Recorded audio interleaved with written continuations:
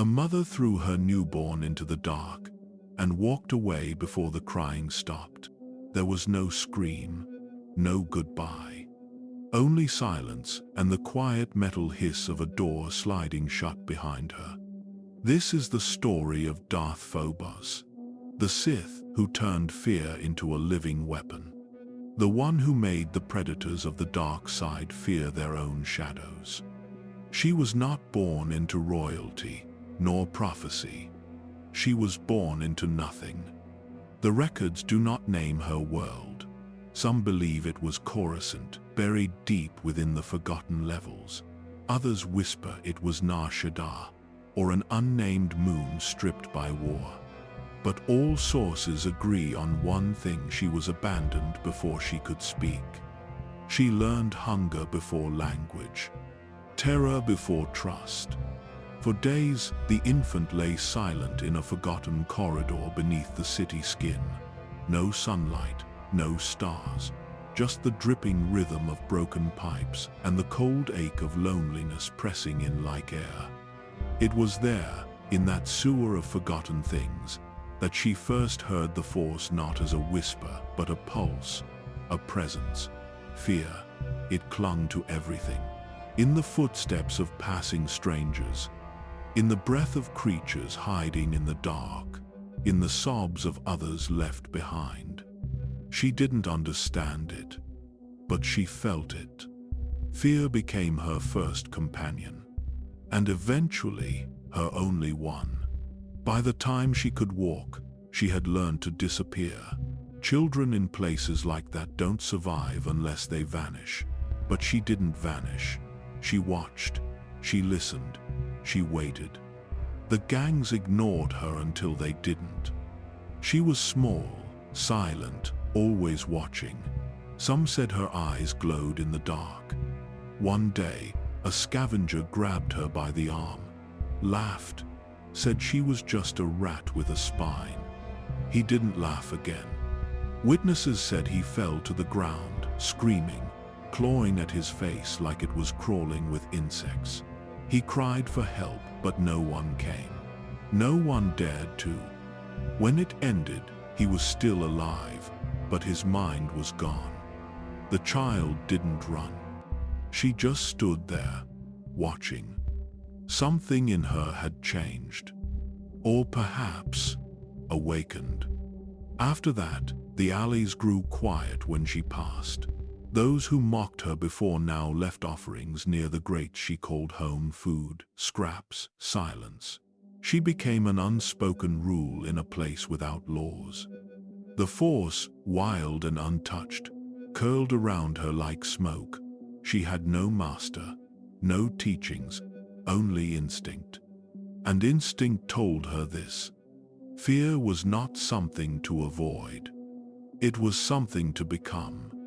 By the age of 5, she no longer flinched when blasters fired. She had learned the rhythms of the underworld, the way noise always came before death, the way silence meant someone was watching. On level 1313, quiet wasn't peace. It was the breath before the kill. She moved like smoke through shattered corridors, slipping through steam vents and forgotten ducts. Her body was small, but her presence was smaller.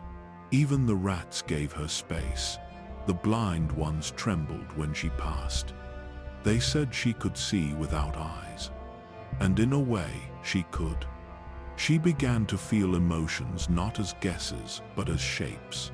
Guilt left a copper sting in the air. Rage felt like sparks in her teeth. But fear had a pulse. It made the shadows stretch. It made the walls breathe. And when it was close, she could feel it crawling beneath her skin like static. At first, it overwhelmed her. The chaos of every thought bleeding into her mind, screams that hadn't been spoken, pain that wasn't hers. But slowly, she began to separate them, to understand them, and then to use them. She watched the enforcers who controlled the alley routes, watched how fear made even armed men hesitate. She saw how one lie, told with the right tone, could make a killer back down. She saw people abandon their food, their homes, their own children just to escape the feeling that they were being watched.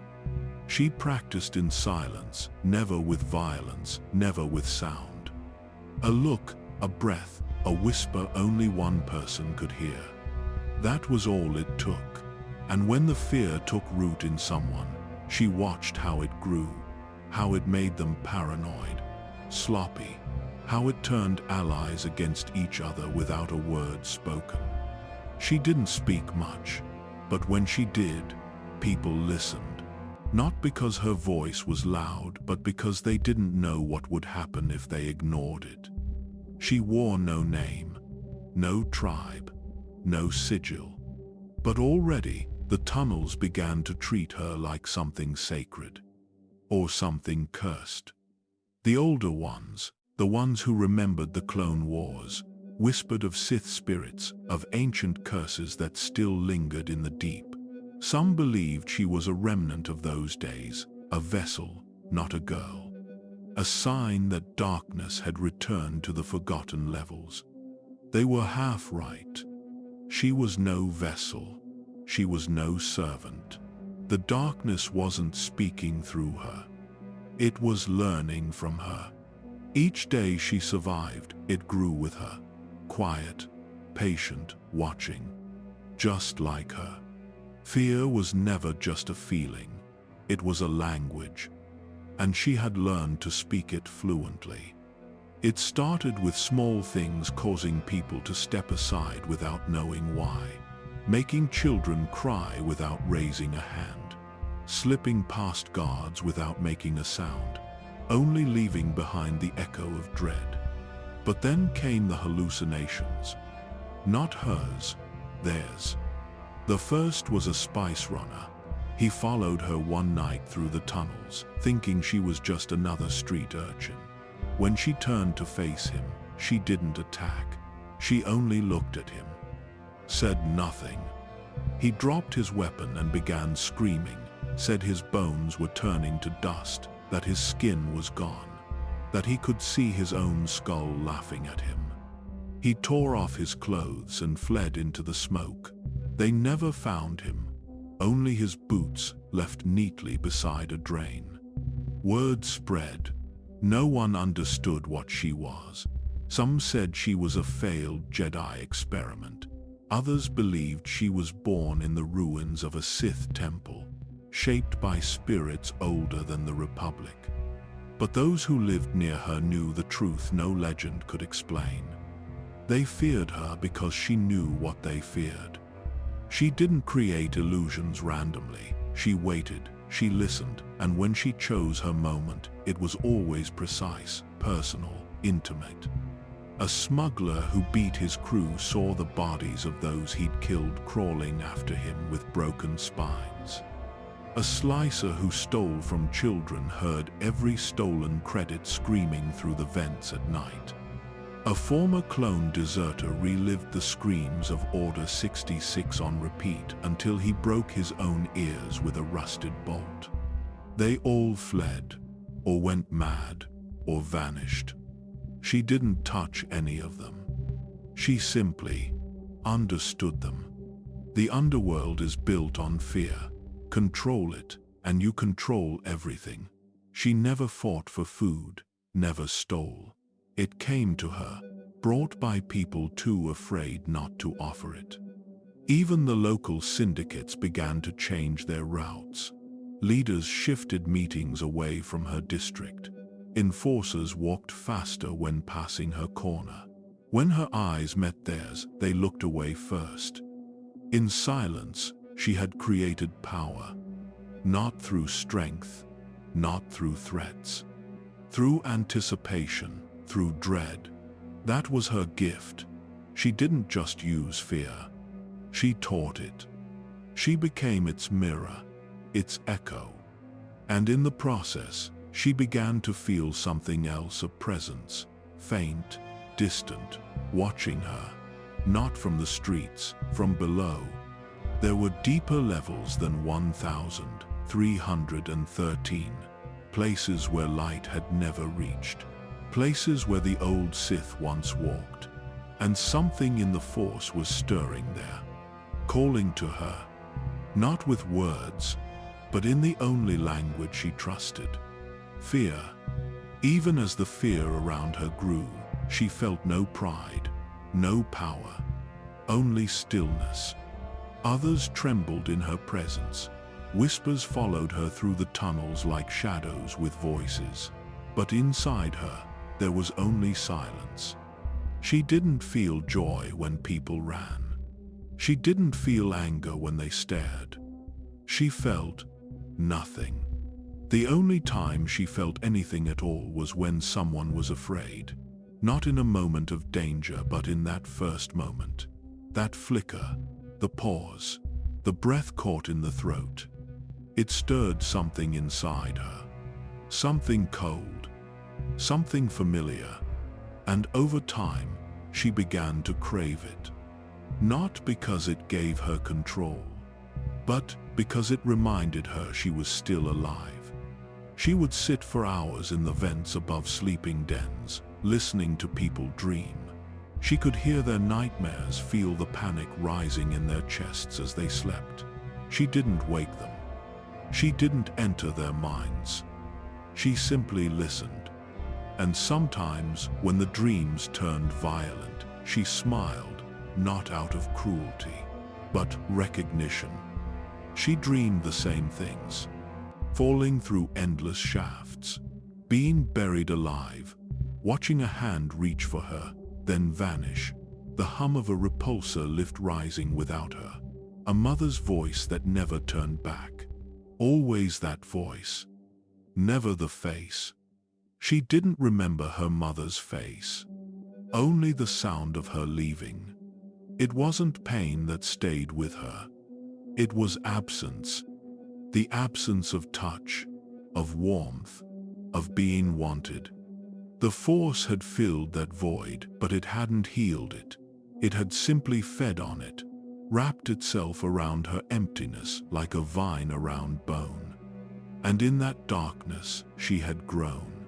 No one taught her the Sith code, no holocron shaped her thoughts, but somehow, the words felt familiar when she first heard them. Peace is a lie.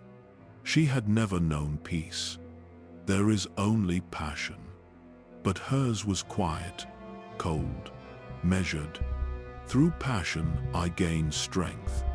She had never fought, but she had never lost. And when the words reached her through broken hollow recordings, through the hushed recitations of failed acolytes hiding in the depths they didn't feel like teachings, they felt like memories, as if the darkness had been waiting inside her all along, not as a visitor, but as something she had always carried.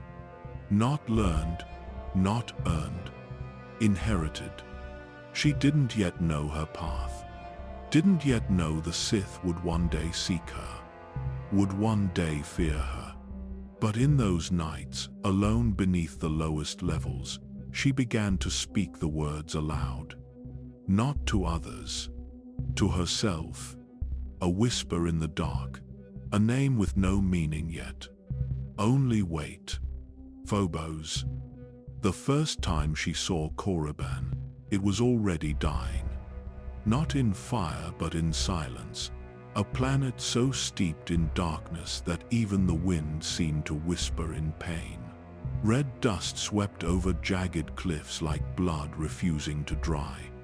The sky was heavy, weighed down by storm clouds that never broke.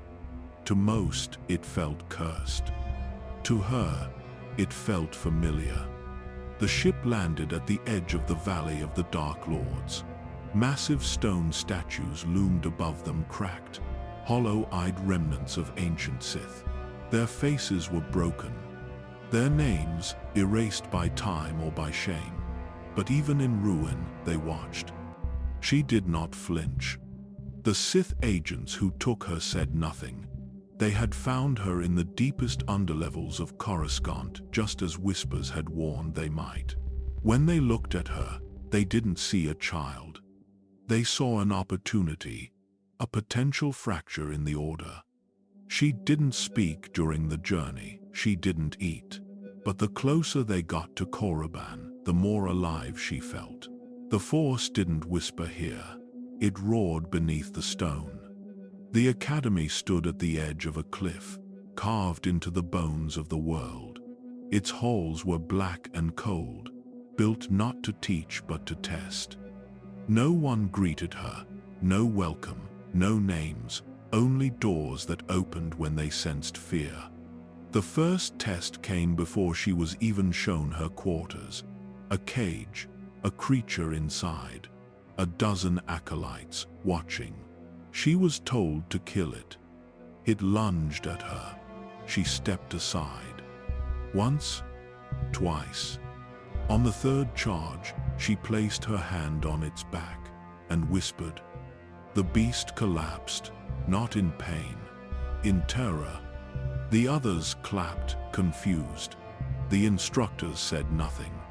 She slept alone that night, her bed colder than the floor she'd known on Coruscant. But she didn't miss her past. She didn't think of home. Because this was home now. The tombs called to her. At night, she wandered the outer crypts, past locked doors, past warnings etched in blood and stone. No one followed her. They claimed the spirits of dead Sith haunted those paths. She hoped they did. In one chamber, beneath the statue of Tulak Horde, she sat for hours, listening, not for voices, but for movement. Something in the Force breathed there, something old, something broken. And she understood it. Because she was broken too. Her power didn't come from rage, it came from emptiness. Not the fire of passion, but the cold of absence. The instructors mistook her silence for submission. The other students mistook her stillness for weakness. But the tombs knew better. The dead recognized their own. Life inside the academy was not survival. It was selection. Every morning began with a scream someone dragged away for failure. Every night ended with silence, the kind that meant another acolyte would not return. The corridors smelled of blood and stone, of sweat that never washed away. The walls themselves seemed to listen. Phobos said little. She observed. The others fought like beasts, swinging blades they barely understood, driven by fury they couldn't control. The instructors encouraged it. They called it passion. They told the students that anger was freedom, that hate was strength. But she could see it in their eyes. They were afraid, not of death, of each other. That was their weakness.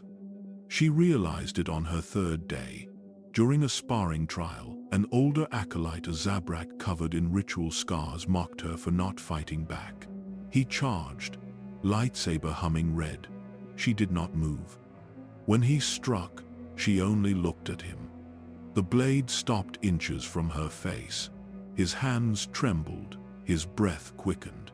He stepped back, whispering something no one heard. Then he dropped his weapon and ran from the arena. The crowd laughed. The instructors did not. From that day on, she was watched closely. They assigned her to the catacomb trials, the tests that broke most initiates. She faced illusions, traps, and the lingering shadows of long-dead Sith, but she walked through them untouched. What they projected, she had already lived. In her presence, the spirits hesitated, even the darkness recoiled. By the second month, no one wanted to train beside her. Some said she whispered to herself in her sleep. Others claimed they saw faces in her eyes. The instructors dismissed it as rumor. Yet even they kept their distance.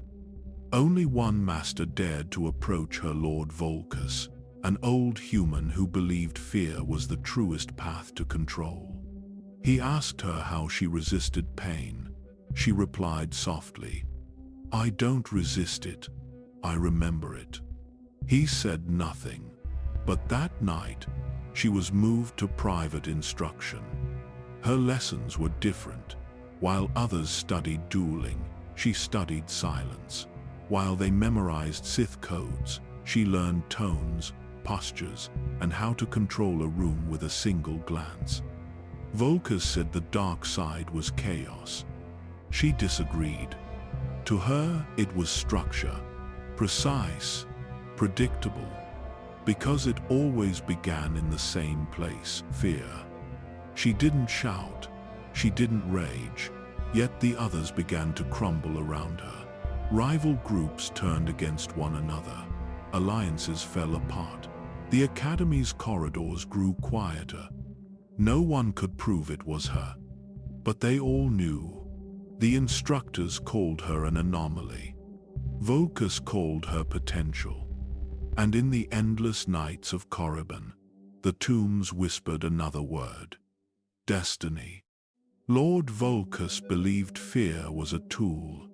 Phobos proved it was a weapon. Her lessons no longer took place inside classrooms or training halls. Vulcus led her deep into the caverns below the academy, where the walls still carried the screams of the dead.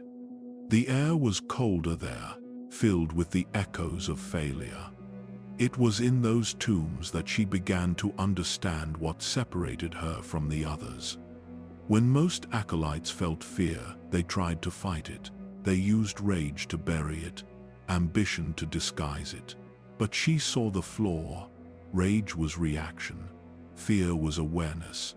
Fear knew what was coming before it arrived. It predicted. It prepared. Vulcus asked her to meditate on pain. She refused.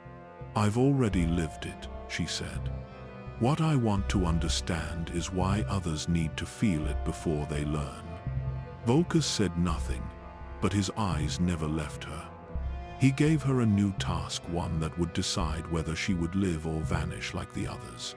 She was told to face a rival acolyte, a Myriolan boy known for cruelty. He had killed 3 students already. The duel began at dawn. He struck fast, violent, shouting oaths to the dark side. She stayed still. When his blade met hers, she did not counter. When he shouted, she only watched. Then she spoke quietly. "Why do you fear me?" The boy froze, his breathing faltered. His hands trembled on the hilt. She stepped closer. He tried to swing again, but his strength failed him. He dropped the blade, shaking. "Because," she whispered, "you know I don't need to kill you." When it was over, he lived, but he was broken. His eyes never met hers again. He wandered the halls muttering to himself, afraid of shadows that weren't there. Vulcus ended the trial early. The instructors called it manipulation. He called it mastery. Word spread through the academy like infection. The acolytes began to turn on one another, fearing betrayal, fearing the quiet gaze of the girl who never raised her voice. For the first time, Vulcus seemed unsettled. "You are not supposed to understand this yet," he said. She didn't respond. Because deep down, she knew the truth. She hadn't learned fear from the Sith. She had brought it with her. She spent nights in the tombs again, listening to the Force move through the stone. The voices there whispered her name. They called her the Echo, the Hollow, the one who listens. And when she closed her eyes, she could feel them watching, not with malice, but curiosity. As if the dark side itself had found something new. Not another student, not another weapon. Something quieter, something worse, something that didn't need to kill to conquer. It began with another duel. Simple, controlled, a final test before ascension. 2 acolytes entered the arena. Only one was meant to leave. The opponent was older, a pureblood Sith named Kereth. His family's tomb lay beneath the valley itself. He had been raised to believe the Force belonged to his bloodline. When he saw Phobos standing across from him, he didn't see an equal. He saw an insult. The command was given. They fought. Kareth's movements were perfect, calculated, precise. His blade cut through the air with confidence born from arrogance. Phobos parried, not to defend, but to learn, to listen. Each strike told her something. The tremor in his breath, the flicker of his eyes toward the instructor's stand, the faint scent of sweat that didn't belong to exhaustion, but fear. He was afraid, not of her skill, but of what he didn't understand. She pressed forward, forcing him to retreat step by step until his back touched the cold wall of the chamber. Then she stopped. Her saber dimmed, and she looked at him. No words, no sound, just silence. That silence broke something inside him. He swung wildly, lost control, shouted her name as if it could wound her. But his blade never reached her.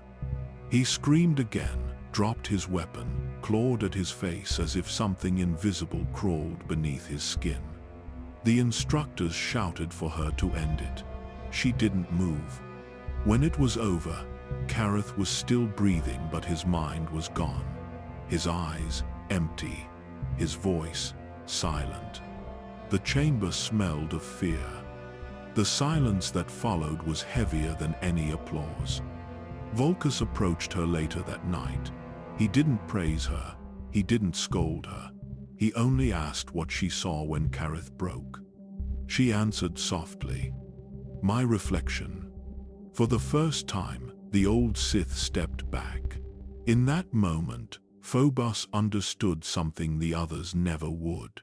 The dark side wasn't endless. It had limits, and she had touched one.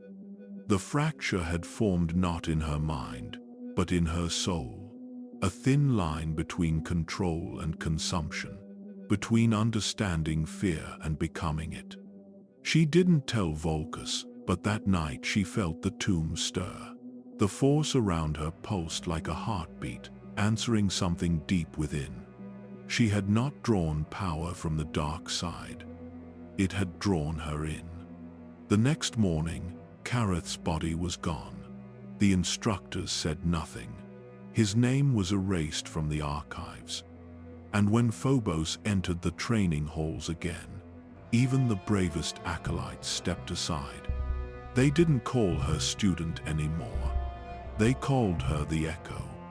The one who could break a mind without a blade. The first fracture had formed, and the dark side had begun to listen. After Kareth broke, no one challenged her again. Not because she was strong, but because no one wanted to know what they would see if she looked too closely. Phobos did not rise through the academy like a warrior. She rose like a rumor. She spoke rarely, fought even less. And yet, she began to change everything. Groups that once trained together began to scatter. Trusted allies began to question each other. The strongest dueling pairs turned cold and distant, sleeping in shifts, afraid of being watched. It didn't matter if Phobos was near. Her presence lingered long after she was gone. Some called her an illusionist. Others called her something worse. The instructors tried to ignore it. They said fear was part of training, that weakness would always find its own grave. But even they began to notice. Attendance dropped, discipline fractured. The air in the corridors changed. Vulcus watched her closely, but he no longer gave orders. Only questions. "Do you know what they see when they look at you?" She answered quietly. The part of themselves they're trying to forget. She stopped attending group meditations. The instructors didn't force her. She was given her own cell, her own path, her own silence. But silence wasn't isolation. It was control.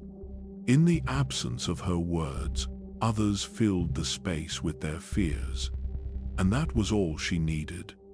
One by one, the loudest students began to fade.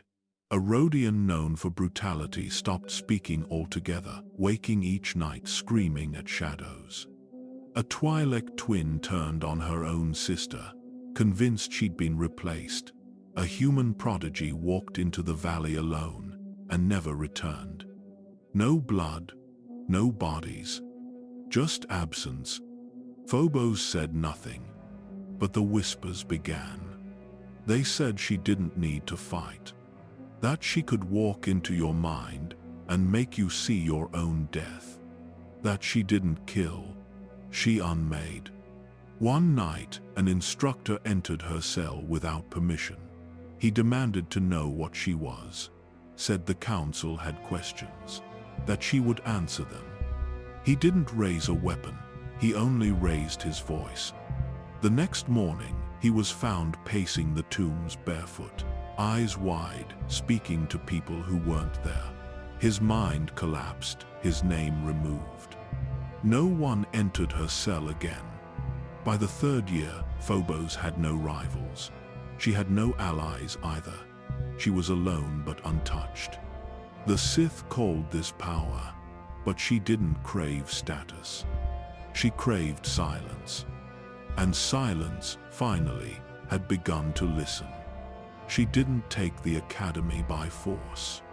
She let it fall around her, not with screams, but with whispers. It started with whispers in the walls. Some claimed they were echoes from the tombs. Others said they were dreams bleeding into waking. But no one could explain why they always stopped when Phobos entered the room. The academy began to change. Not visibly, slowly, quietly, like a sickness moving through the stone.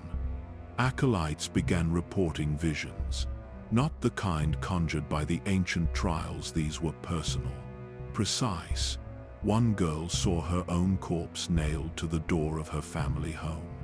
Another couldn't stop smelling fire, even though nothing burned. The instructors dismissed them at first. They accused the students of weakness, imagination, deceit. But then instructors began having visions too. Lord Cathar collapsed in the central rotunda, screaming about insects crawling through his veins. When medics arrived, there was nothing wrong with him, nothing but the fear. Lord Cynic wandered the outer tombs for 2 days before she was found, muttering that her own name had been stolen. When asked what she meant, she replied only once. "She knows what I fear, that means I no longer do." The council began to take notice. They questioned Vulcus. He answered carefully. He didn't lie, but he didn't name her either. He knew they wouldn't understand. Phobos had stopped relying on confrontation. She no longer needed to test others to learn what they feared. She had begun to feel it before they spoke, before they looked at her, sometimes before they even knew it themselves. And once she knew, it was hers. Not every target fell. Some resisted, but even those who survived carried the weight, the suspicion, the sleeplessness. They began to watch every shadow, listen for sounds that weren't there. They stopped training. They stopped speaking. They stopped trusting. The academy continued functioning, but nothing within it felt alive. Phobos walked through it untouched, silent as ever. She didn't smile. She didn't gloat. There was no need. Fear had done what ambition never could. It had made her untouchable. And it had begun to spread. Some students tried to escape. Few made it far. The tombs didn't welcome those who ran.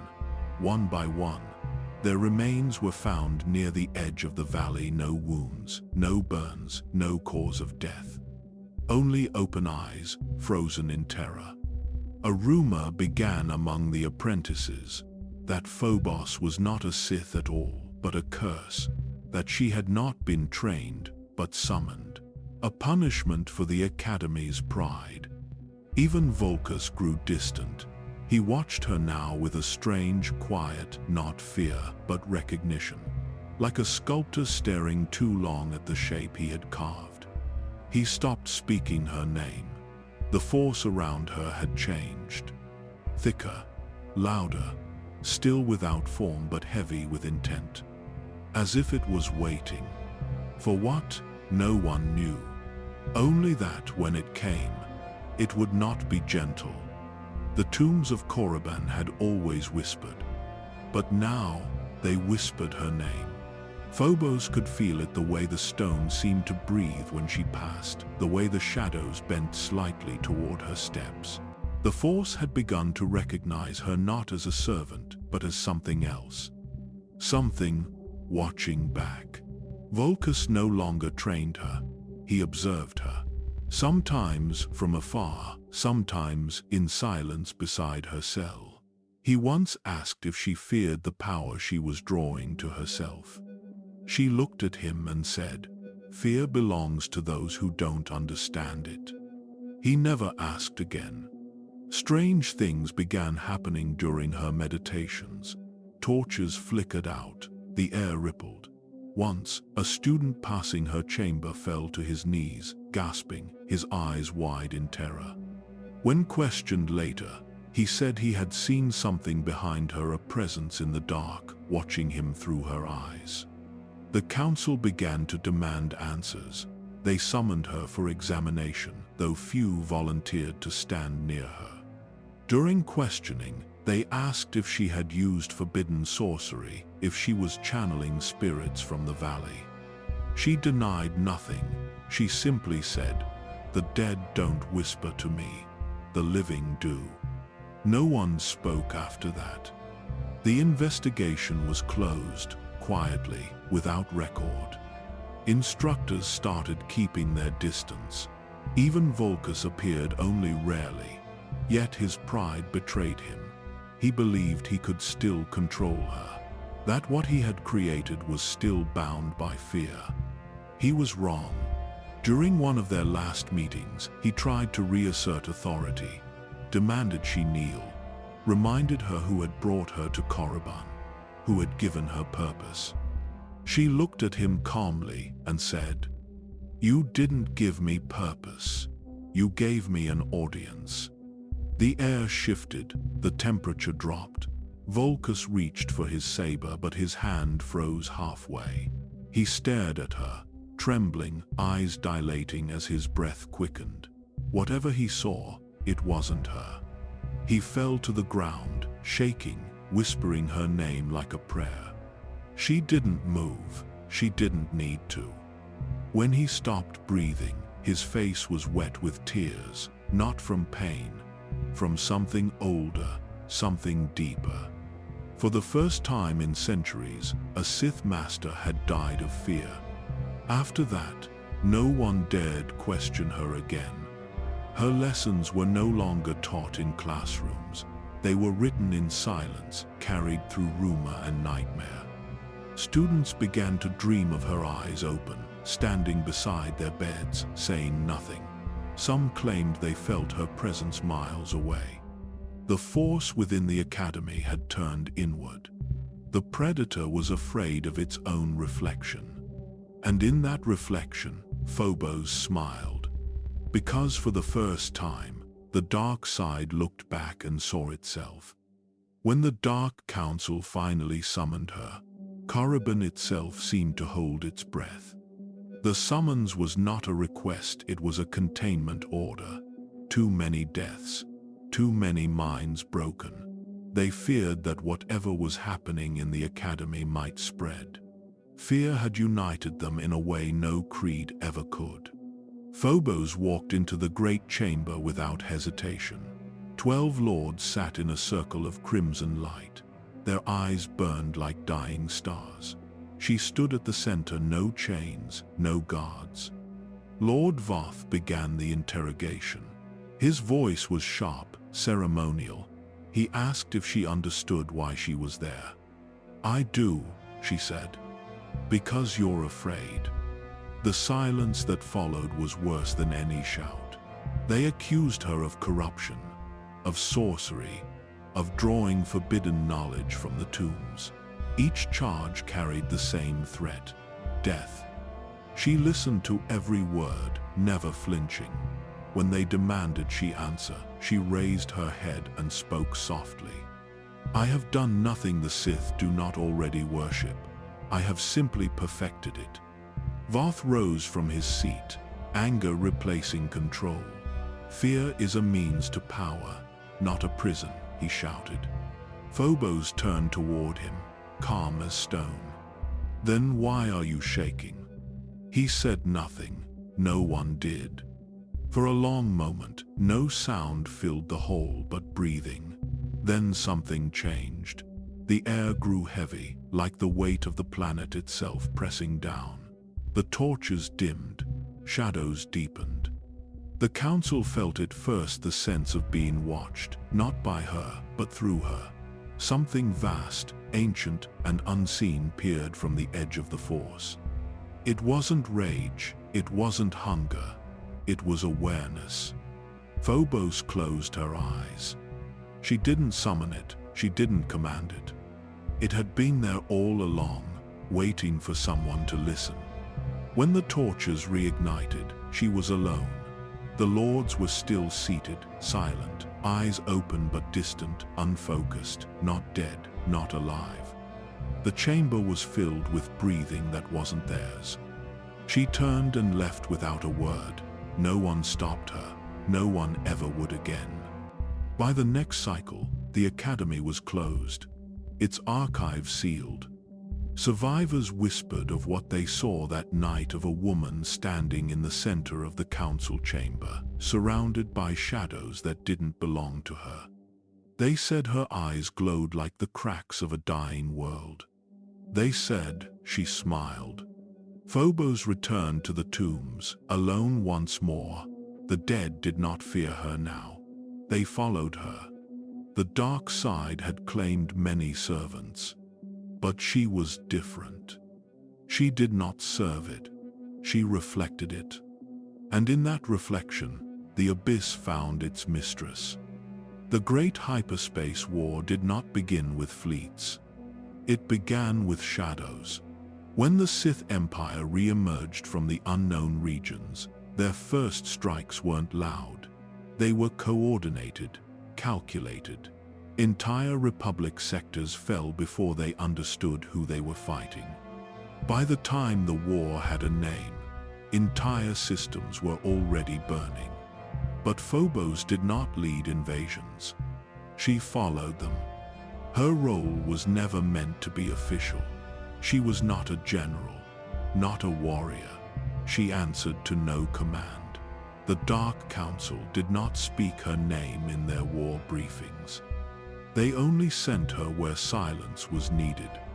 Her first deployment came without ceremony. Malakor's orbit had been secured.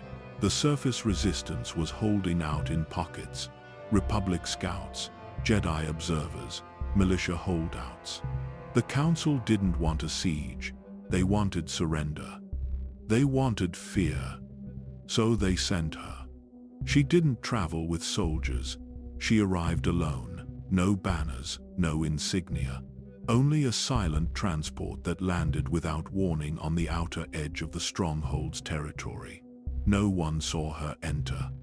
But the next day, the guards stopped reporting. And then the dreams began.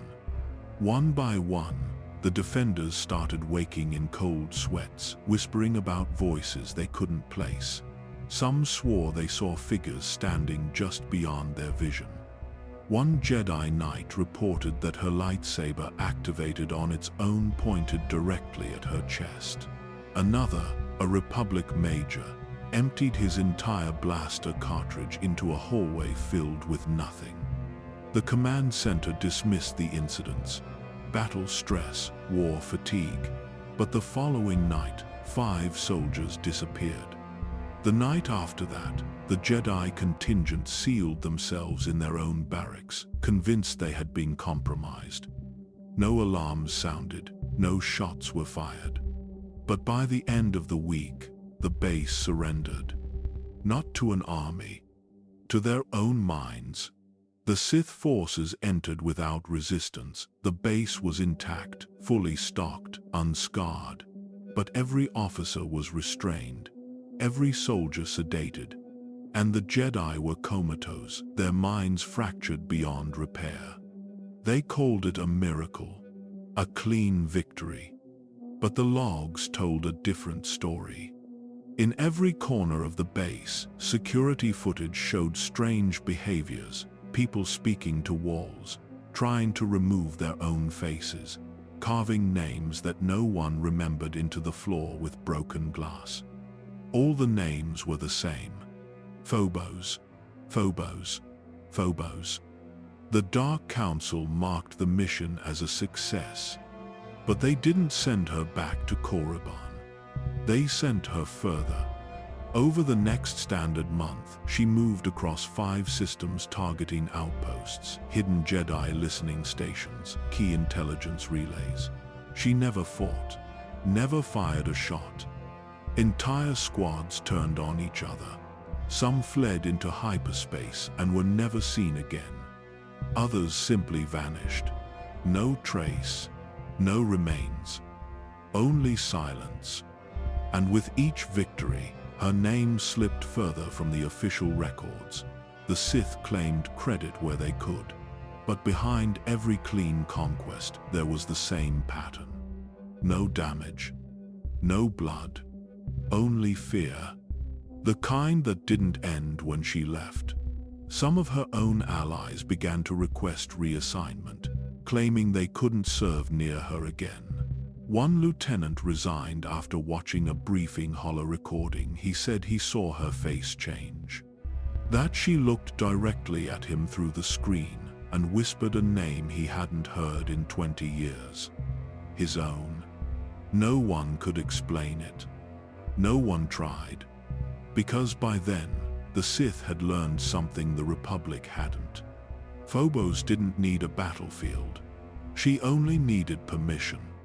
The next world was Malada's, a fortress world, a scar carved into the galaxy long before the war began.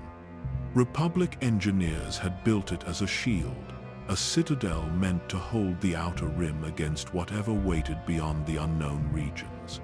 Its surface was layered in steel, trenches, and power grids. The Jedi called it the wall between light and dark. That wall would not fall in battle. It would fall in silence.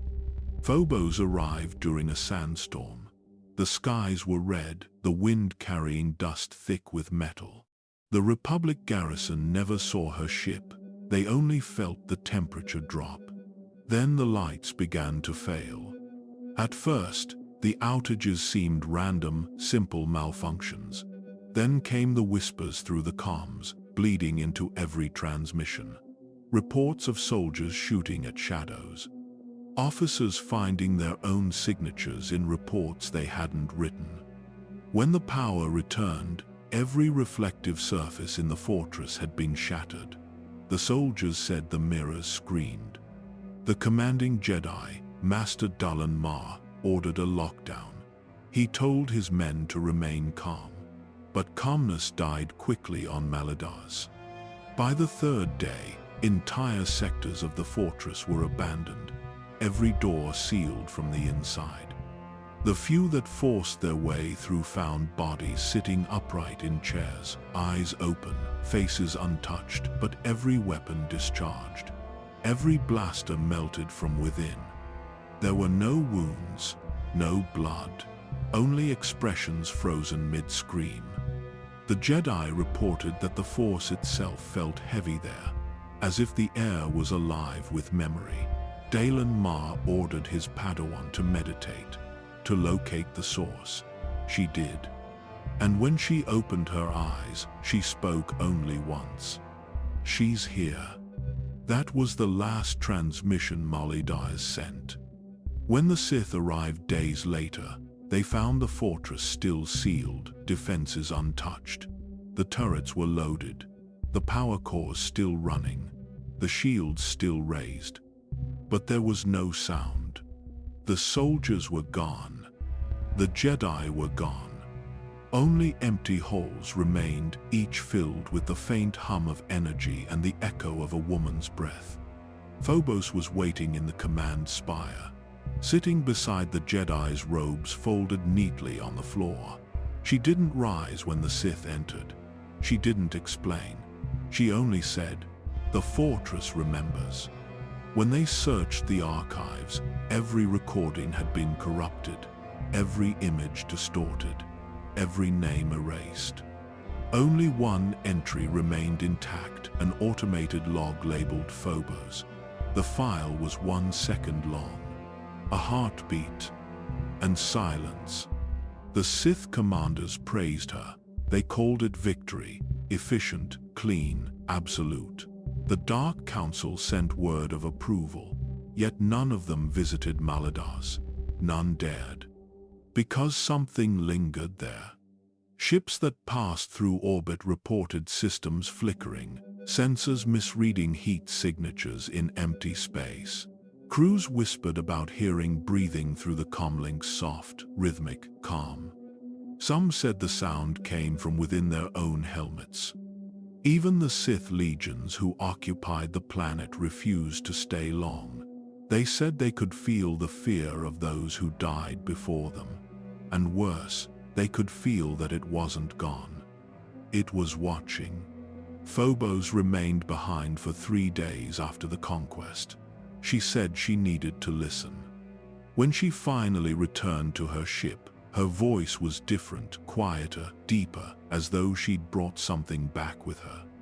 The force around her pulsed like a wound. She had won the battle. But something in the victory had taken root. And the abyss was no longer waiting outside her. It was inside her now. The victories continued, but something in her began to break. Each campaign left her weaker, not in body but in silence. The voices she once controlled had stopped obeying. They followed her now, whispering when she tried to rest. Echoes of those she had broken. Faces she had unmade. At first, she dismissed them as memories, the remnants of her work. But when she returned to Korriban, the tombs grew restless. The walls breathed again. The shadows gathered close. And in the stillness, she realized they weren't echoes. They were reflections. The fears she'd drawn from others had found form. The pain she had mirrored back to her victims had turned its gaze toward her. For every mind she had broken, a fragment had stayed behind, anchored in the dark. And now, they were watching her.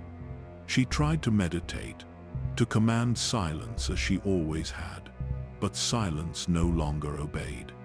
Instead, it spoke, sometimes in her own voice, sometimes in others, sometimes in none at all. "You can't unmake what you've become," one whisper told her.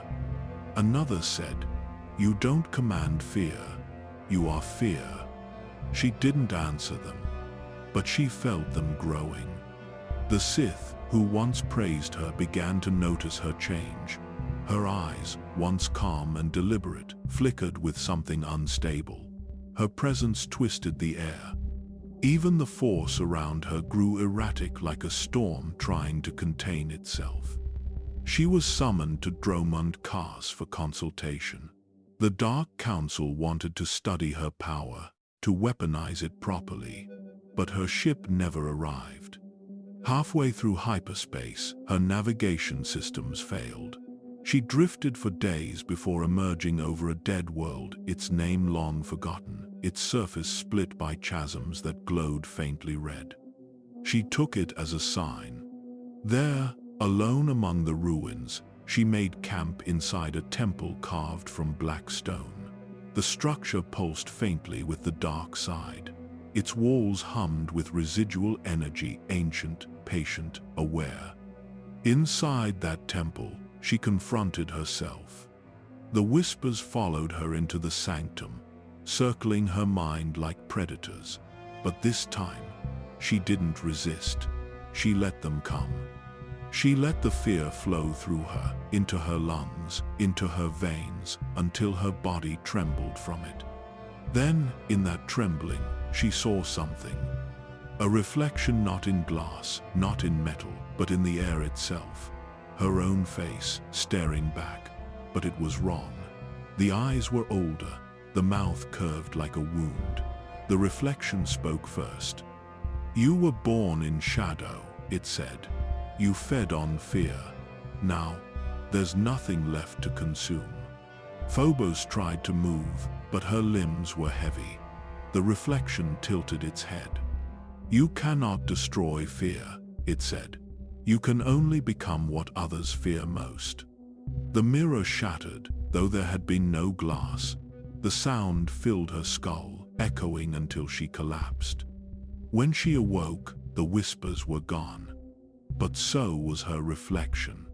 She returned to her ship without speaking. Her armor bore scratches she didn't remember making. Her saber crystal pulsed faintly, the color darker than before. She said nothing to her handlers upon return.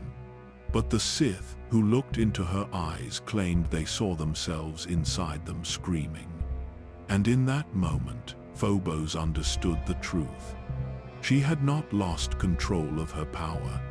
Her power had lost control of her. By the time she returned to the front, the war had already begun to collapse. The Republic was striking back, fueled by desperation and loss. The Sith Empire, once unstoppable, had fractured into rival houses, each claiming victory, each hiding defeat. Worlds burned not from strategy, but from pride. Phobos was sent to clean up what remained, not by the Council's choice, by its fear. They needed her again, but now they whispered her name like a curse. Her mission was simple: pacify the planet of Jerida, where a Republic uprising had slaughtered an entire Sith garrison. The Council wanted obedience restored. Instead, they unleashed something they could no longer recall. When Phobos arrived, the sky was already burning. Her ship descended through smoke thick enough to hide the stars. The ground below was littered with the remains of both armies, Republic and Sith alike. She walked through them in silence, no weapon drawn, no soldiers at her side. The survivors saw her first as hope, then as terror. Republic troopers dropped their blasters and ran without being chased. Sith warriors turned on each other mid-command. Officers clawed at their helmets, screaming at sounds no one else could hear. Within hours, the battlefield fell quiet. Reports from orbit claimed the temperature dropped 20 degrees. Communication arrays failed. Droids malfunctioned. Every scanner read the same anomaly: a surge of dark energy spreading from a single point, centered where Phobos stood. The Sith command ship sent reinforcements. None returned. When the transmissions finally came through, the footage showed her walking through the ashes, surrounded by shadows shaped like human figures. They moved when she didn't. They whispered words in languages that had no sound. Entire platoons began taking their own lives. Others fled into the wastelands, where the sand swallowed them. And then, as suddenly as it began, it stopped. When the Sith fleet landed to investigate, they found Jerida silent. No survivors, no fire, only the blackened imprint of a city where life had once existed. At its center, a single structure still stood: an old Republic command spire. Inside, the walls were covered in words etched by bare hands. They all read the same message: "She sees me." Phobos stood at the highest point of the tower, staring into the void. The officers who approached her said she didn't move, didn't breathe. The air around her pulsed like a heartbeat, slow and heavy. When they called her name, she turned, and they saw themselves reflected in her eyes, their armor, their faces, their fear. They opened fire. When the smoke cleared, she was gone. The Dark Council erased the Jedi campaign from record. They declared the planet quarantined, the surface uninhabitable due to atmospheric corruption. But among the surviving Sith, a rumor spread, a story whispered through blood and breath. That Phobos had become something more than Sith, something unbound. The force around her had changed. It no longer obeyed her command.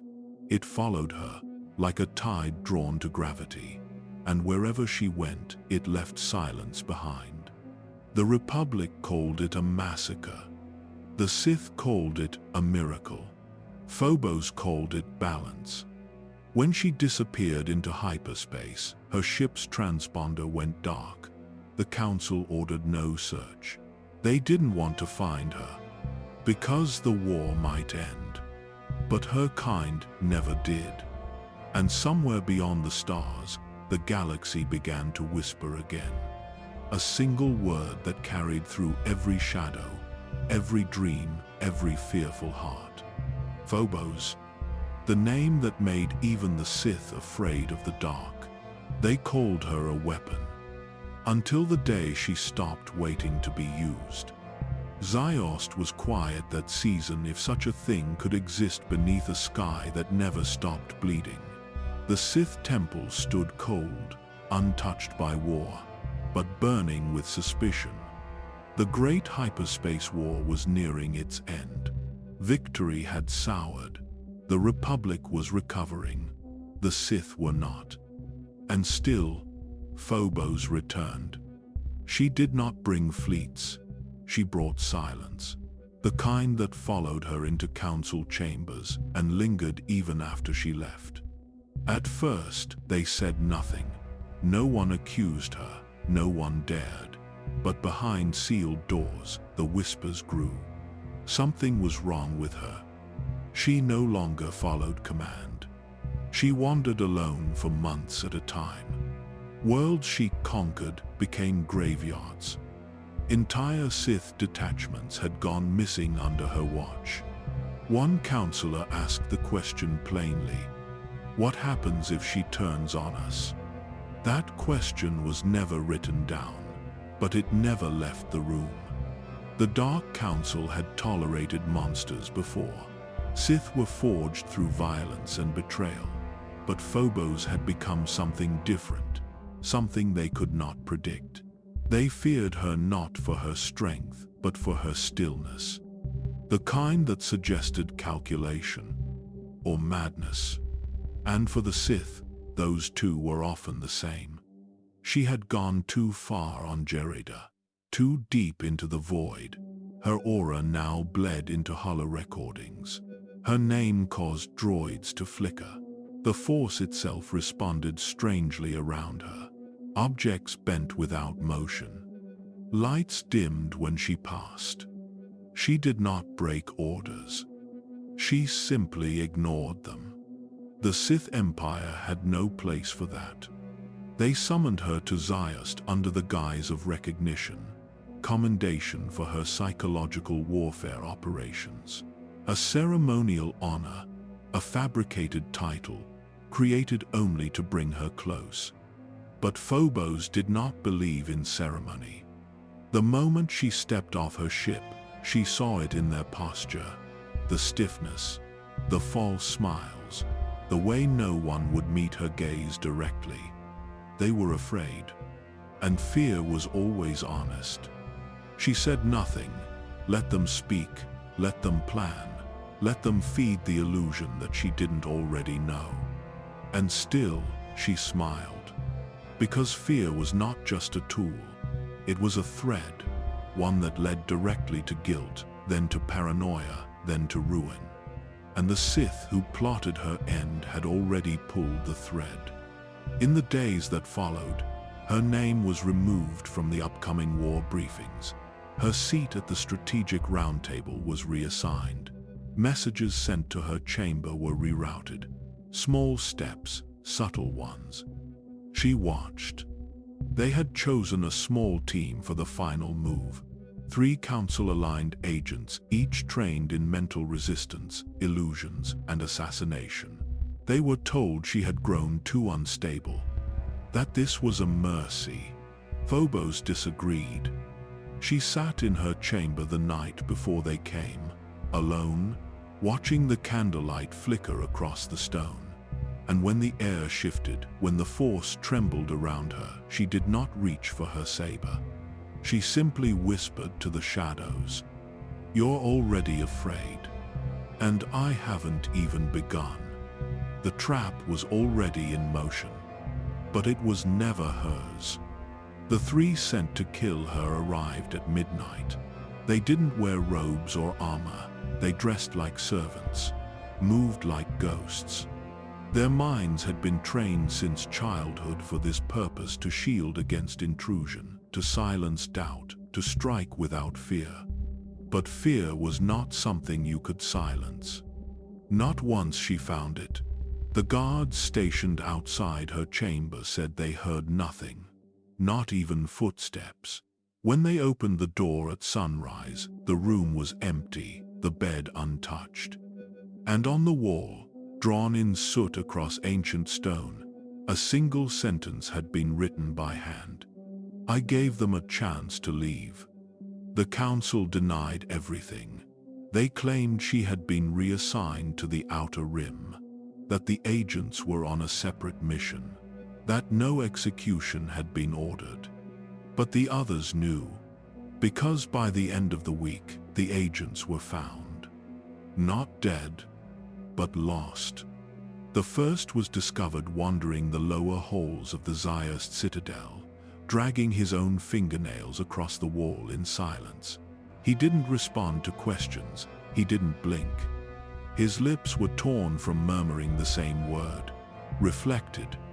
The second was found in his ship, engines offline, orbiting aimlessly above a red dwarf system.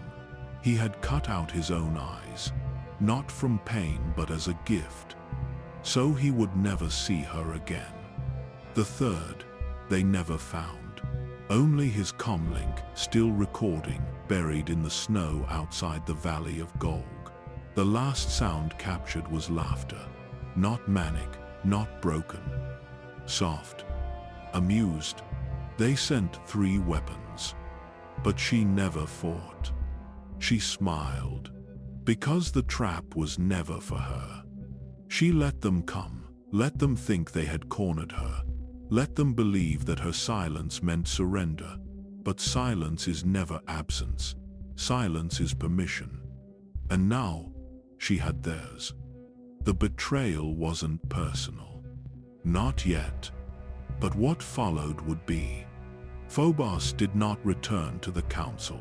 She vanished into the Outer Rim, into the dead zones of the unknown regions where the stars were older than language. There, she waited. Not for orders, for understanding. She wanted to know why they feared her. Why, after all she had done for them, for the war they had turned. She searched not for answers, but for patterns, traces, the origin of the fear they tried so hard to hide. And she found it. Not in power, not in prophecy, in weakness. Each of them had something they had buried, some memory, some guilt, some old reflection they had shattered and forgotten. She didn't need to kill them. She only needed to remind them. And so, she returned. Not with armies, not with sabers, but with names. One by one, she sent messages, short, direct, each only a few words. To Darth Voth, your brother never forgave you. To Darth Kareth, she knew about the child. To Darth Sinek, you already died. This is what remains. No threat, no demand, just memories. And the Sith, who had conquered worlds, began to shatter in private. Not because they were hunted, but because they remembered what it meant to be seen, truly seen. And Phobos had always seen them. Fear spreads faster than war. By the time the first counselor resigned his post, The others had already begun to isolate themselves. Their meetings grew shorter, their chambers darker. Every flicker of shadow was a question. Every whisper in the Force felt like her voice. But Phobos did not attack. She didn't need to. Her presence lingered like poison, unseen but undeniable. Even the Sith who had never met her began to feel her influence. They saw movement in empty corridors. They heard their names whispered from rooms that were locked. The Empire was rotting from within, and no one dared speak her name aloud. She had become the ghost in their records, the failure they pretended to forget. But forgetting is impossible when the past is listening. Darth Phobos was the first to break. He had once been the most disciplined among them, logical, steady, unshaken. But Phobos knew what he feared. Not pain, not death, irrelevance. It began with a simple echo, his own voice speaking commands he hadn't given. The hollow projectors flickered, displaying his image in rooms he'd never entered. Then came the messages. His subordinates began receiving contradictory orders, each bearing his authorization code. Armies moved without command. Worlds burned without intent. When he tried to deny it, no one believed him. His own droids turned on him, obeying the voice that wasn't his. He destroyed them all. Then himself. They found him sitting before a mirror, eyes open, expression calm, the reflection smiling where his body did not. Phobos watched from afar, not with satisfaction but recognition, because she had seen this before. This was what fear left behind. She visited Ziost only once after that, passing through under disguise, hidden beneath the robes of a wanderer. The citadel still stood, but the council no longer ruled from it. The chambers were empty, the thrones unguarded. She walked through the halls quietly, trailing her hand along the walls she once despised. The stone felt warm, as if it remembered. Fear was not gone. It had simply changed owners. Darth Sinek was next, the one who had doubted her loyalty the most. Paranoid, ruthless, obsessed with control. Her downfall began in her sleep. She dreamed of her own voice, but it didn't sound like her. It spoke truths she had buried, faces she had killed, words she had lied to herself about. When she awoke, she found the same sentences carved into the walls of her private quarters. No entry logs, no tools, no intruder. Just words written in her own handwriting. She sealed her chamber from the inside and ordered her guards to kill anyone who approached. 3 days later, the doors opened. There was no one inside. Only a single phrase carved into the stone. You never stopped being afraid. Phobos did not take credit. She didn't need to. The Dark Council began to turn on itself. The remaining lords blamed one another, accused one another of weakness, betrayal, conspiracy. Fear had become their language now, and she was fluent in it. Every alliance crumbled, every vow turned to suspicion. And she watched it unfold quietly, a sculptor studying her work. This was never vengeance for her. It was reflection. Because in breaking them, she saw herself fragmented, cold, and endlessly aware. Fear had made her. Fear had made them. And now, it would keep them all. It ended not with a battle, but with a meeting. The surviving counselors gathered one final time in the Hall of Judgment, deep beneath the surface of Ziost. The air was heavy with dust and fear. None of them had slept in days. None had spoken to each other directly in weeks. They came because they had no choice. Phobos had vanished, but her silence had not. It filled the space between them like smoke. One by one, they took their seats. Only 5 remained.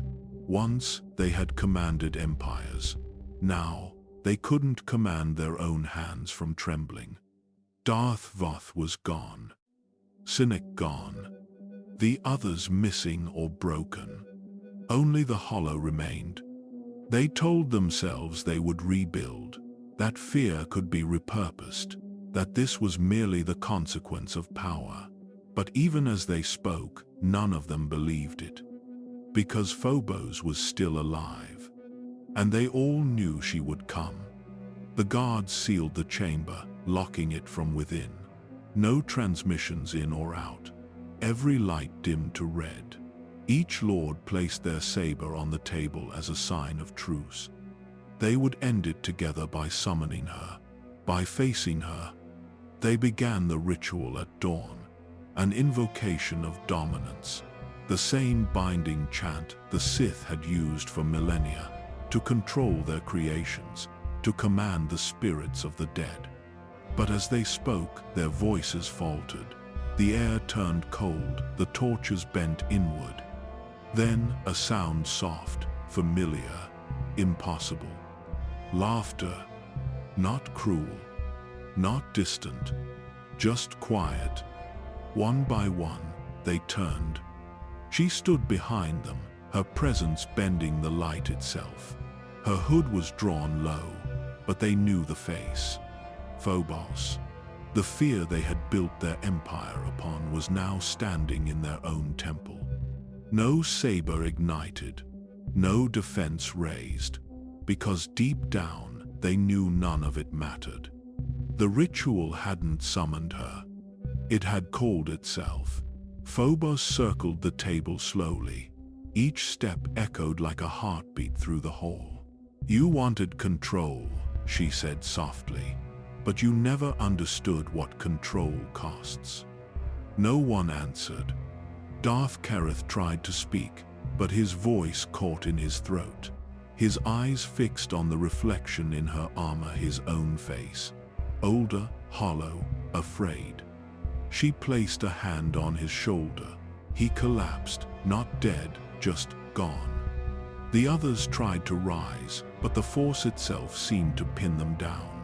Their minds flooded with visions of every betrayal they had ever committed. Every whisper, every death ordered. She didn't show them illusions. She showed them memory. Their own.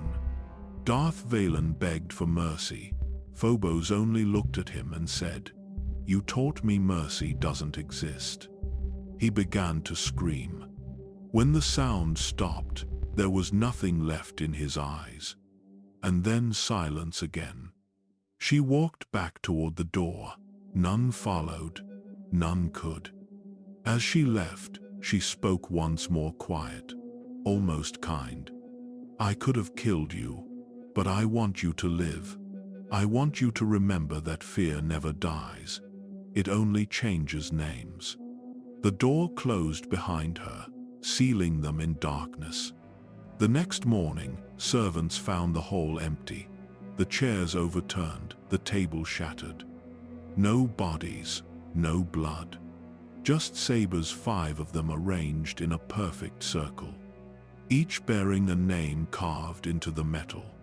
But the names had been scratched out. No record of those lords exists. Their holocrons fell silent, their legacies vanished. Only the whispers remain. Whispers of a woman who smiled while the Sith tore themselves apart.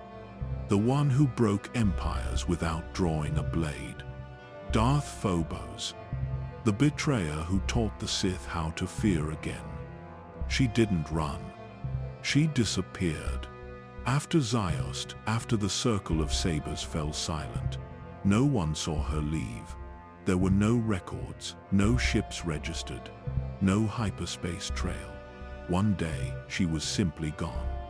The Sith called it cowardice. They said she couldn't face consequence, that she feared justice. But those who had seen her eyes knew better. Phobos did not flee. She withdrew, not from fear, from noise, from expectation, from the echo of her name that followed her through every corridor of the Empire. They had used her like a blade, and when that blade turned in their hands, they tried to discard it. Now they would never hold it again. The unknown regions became her silence, a place beyond star charts, beyond logic, beyond war, where even the Force moved like water through shadow. For a time, the galaxy believed she was dead, that she had vanished into madness, consumed by the same illusions she once cast upon others. But madness does not forget its architect. Strange reports began to emerge, from smugglers, from lost scouts, from Force-sensitive navigators who claimed to feel something watching them between stars. They spoke of dreams, of a woman's voice without form, of ships caught in impossible gravity wells, of laughter carried through systems that no longer existed. One mercenary returned without his crew. When asked what happened, he said only, "We found her, but she wasn't lost." He died 2 days later, smiling. The Sith stopped asking questions. The Jedi filed her under vanished threat, but no one marked her as dead, not even officially, because her death could not be proven. And in the unknown regions, stories do not die. They become places. Coordinates removed themselves from navicomputers. Systems blinked out of long-range scanners. Entire constellations shifted, as if the stars themselves were bending around something they didn't want seen. Phobos had not hidden. She had unwritten herself. Some believed she had merged with the Force. Others claimed she had discovered an ancient Rakatan device that bent time. But the truth was simpler. She had built something, and it was watching. The Force around her did not fade. It deepened, not in power, but in silence. A pressure without origin, a breath without lungs. Her presence became an anchor, not to the dark side, to something older. Whatever she had become, it no longer fit the Sith language. They had called her a weapon, a witch, a curse. But now, they didn't have a word for her. She had passed beyond their reach, and she had taken fear with her. No records describe where she landed, only what followed. Some say she found an ancient world, one that the Sith themselves had erased from their maps long before Exarchon's rise. A planet where the sand glowed faintly blue beneath a black sun.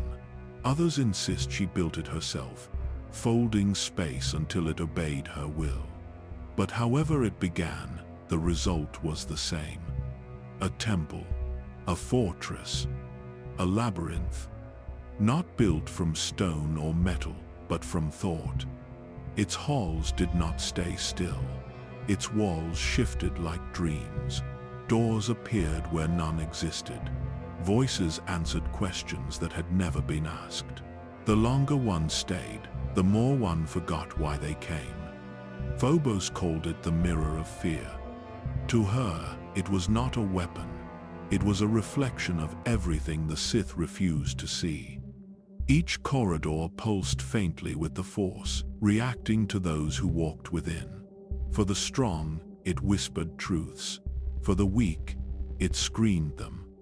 The structure was alive, and it fed on memory.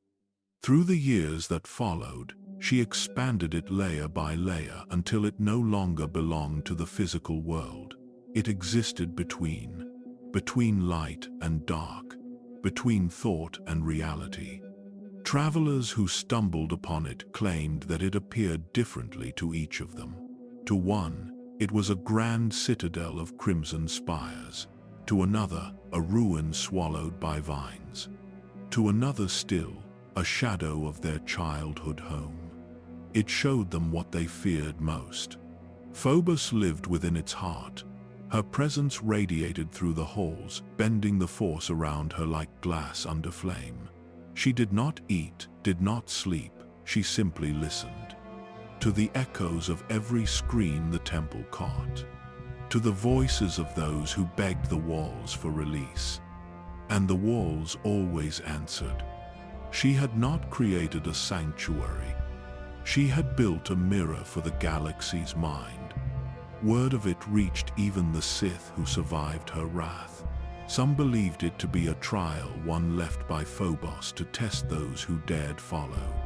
Others said it was punishment, a place that consumed ambition and reflected only guilt. But Phobos did not lure them. They came on their own. Those who entered did not return.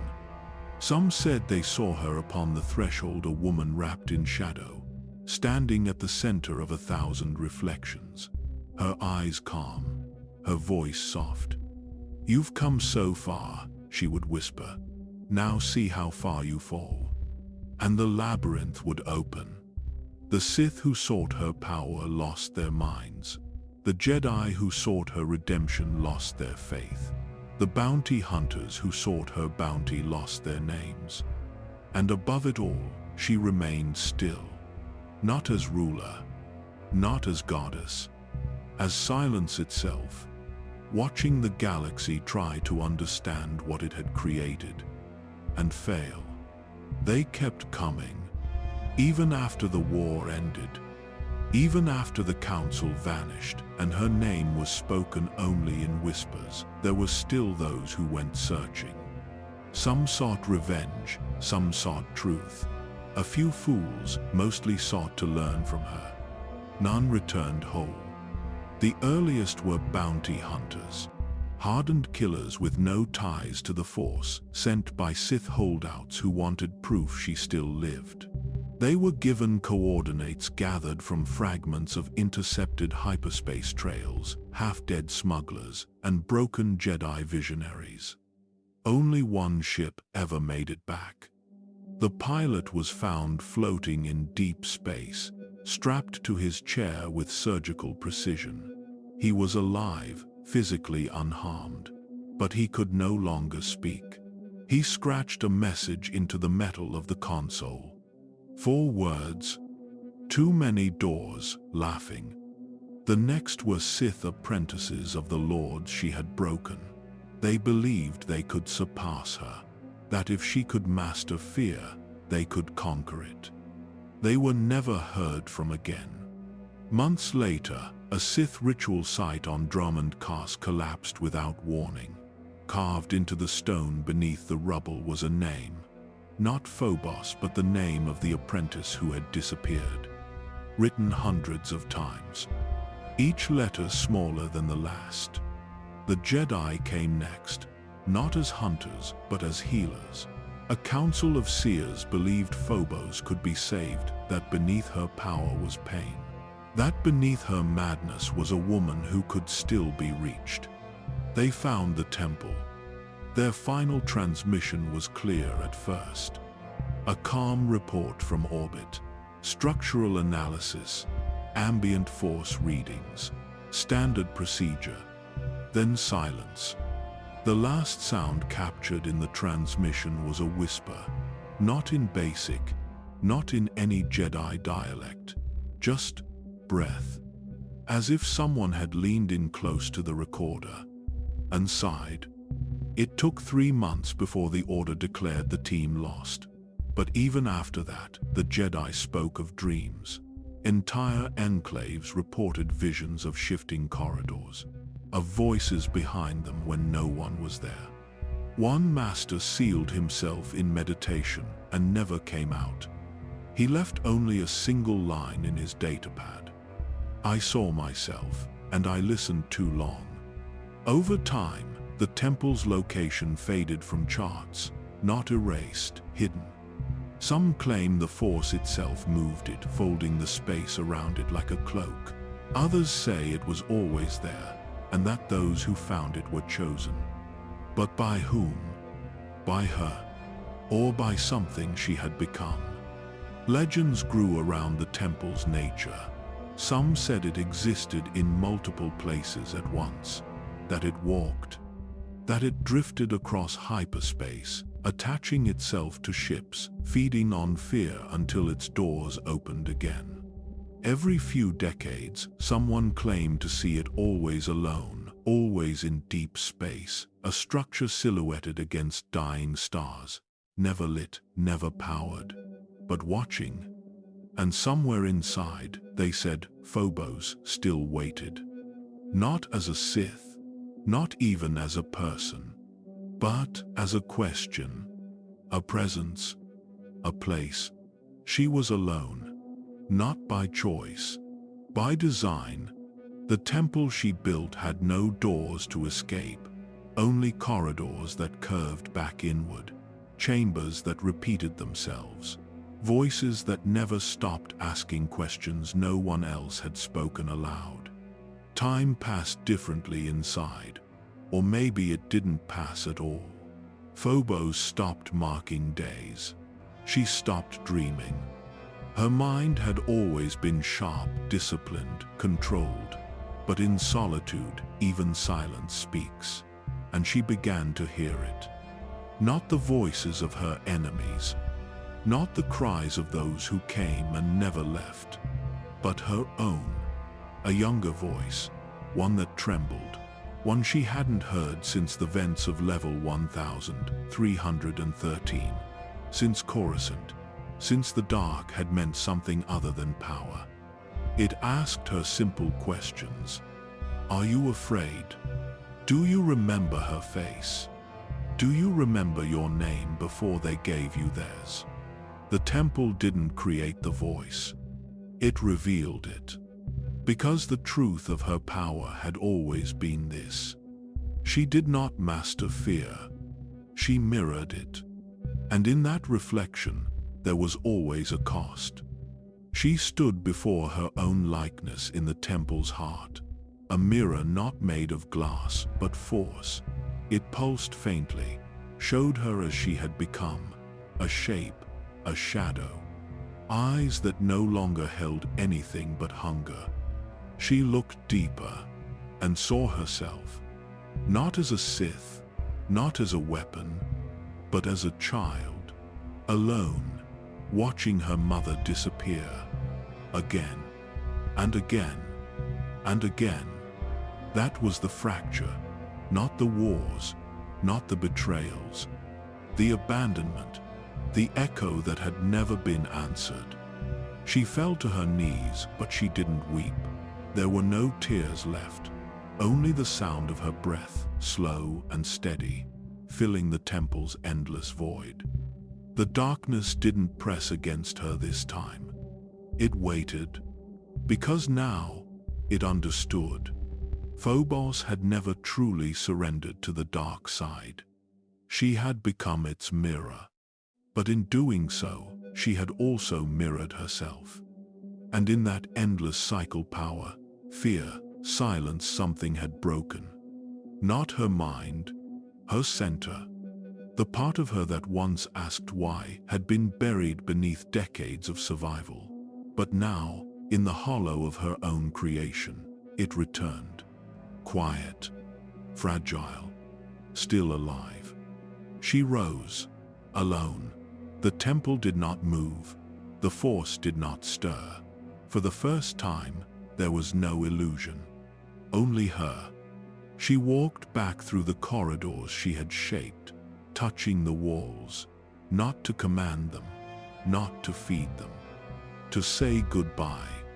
The galaxy still believed she was waiting inside. A phantom, a monster, a god. But Phobos had gone deeper than that. Not into space, into self. And whether she ever emerged again no longer mattered. Because fear had done its work, the echo would never stop, and neither would the silence she left behind. Centuries passed, worlds rose and fell, empires rewrote themselves. The Sith fractured, reformed, and collapsed again. The Jedi rebuilt what they had lost, only to lose it once more. And somewhere between it all, her name returned. Not in records, in whispers, A temple was uncovered on a nameless moon, its walls etched with a language that predated the Republic. Inside, murals showed a robed figure surrounded by faceless beings, not worshipping, fleeing. The image was incomplete, half erased, as if something had reached through time and tried to forget it. One word remained beneath the dust: Phobos. Scholars debated it. Jedi archivists dismissed it as coincidence, a myth woven from fragments of older fears. The Sith refused to acknowledge her at all. But the Force remembered. Younglings training in remote enclaves awoke from sleep trembling. Some spoke of cold corridors.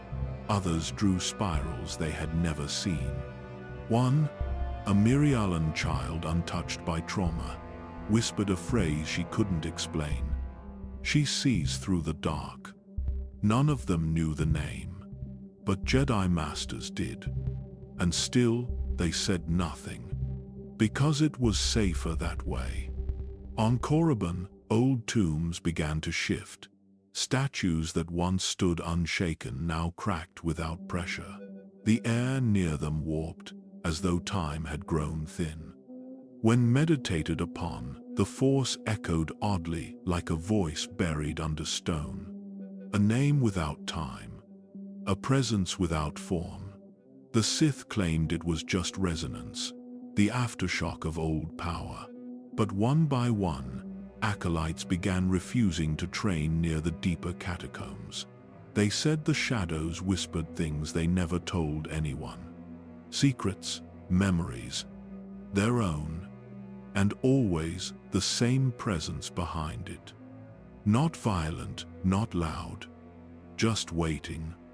Like something still listening. The Jedi were the first to notice the pattern. Across temples scattered from Ossus to Arcania, visions began to repeat. Padawans who had never met described the same dream. A hallway that narrowed with every step. A woman standing at the far end, silent, watching. She never moved. She never spoke. But when they woke, they could still feel her eyes. Some masters said it was symbolic, an abstract fear of failure shaped by the mind. But one archivist compiled the reports and found something impossible. Each student had drawn the hallway, and each drawing was identical. No artist's variation, no deviation. The same stone, the same door, and always her silhouette. Meanwhile, the Sith were having dreams of their own, not of places, but of moments. Times in their past they thought buried. Memories they had twisted into triumphs were returning differently. One acolyte dreamed of the moment he killed his brother, and this time the brother smiled. Another saw his old master kneeling before him, not in defeat, but in mockery. When he awoke, he couldn't speak for 3 days, and none of them remembered saying her name. But they had. Somewhere, in the space between dream and silence, they always said it. Phobos. The name didn't arrive like a scream. It came softly, carried by memory, hidden beneath the breath before waking. Prophets tried to interpret it. They claimed it was a warning, a ripple from a time that never healed. But others believed it was something else. Not a prophecy, not a return. A reminder that she had never left. The Force was not showing the future. It was replaying something forgotten. And when enough beings across the galaxy began to see her, began to feel her, the dreams changed. Now she moved.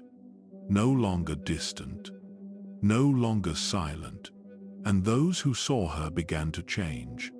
Not visibly, not violently. They just grew, quieter, as if they were listening to something no one else could hear. Holocrons began to fracture, not from damage, not from misuse, but from something far more elusive: interference.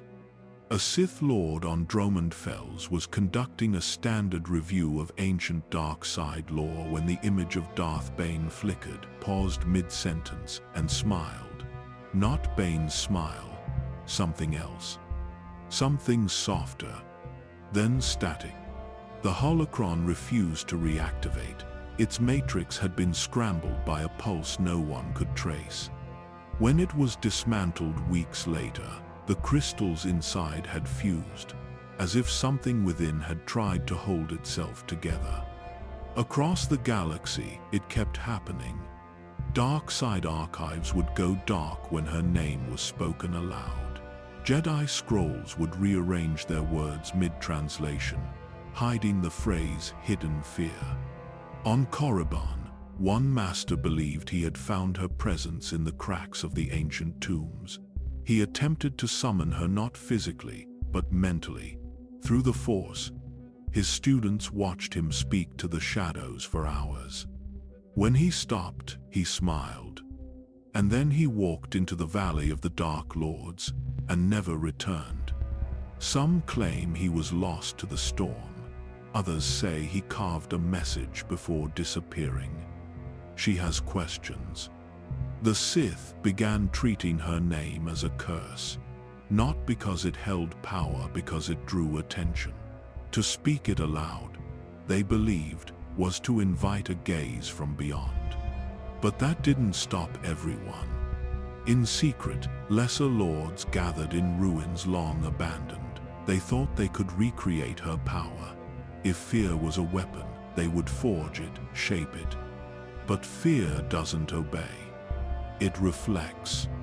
Their experiments failed.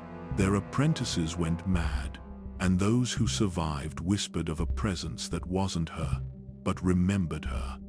A remnant, a wound, a mind that had learned to survive without a body. One lord attempted to copy her techniques: layered illusions, memory inversion, emotional corruption. But when he practiced them in a sealed chamber, he began hearing his father's voice. His father had died 80 years before, and the voice did not stop. Some say the Force breathes, that it remembers, that it dreams. If that's true, then what happens when something wakes inside it? There are places in the galaxy where the Force goes quiet, planets where Jedi cannot sense life, where Sith feel no hunger. These voids are not dead. They are watching. And when those who are sensitive enough listen, truly listen, they hear something beneath the silence. A breath. Slow, cold, timeless. Not every master believes it.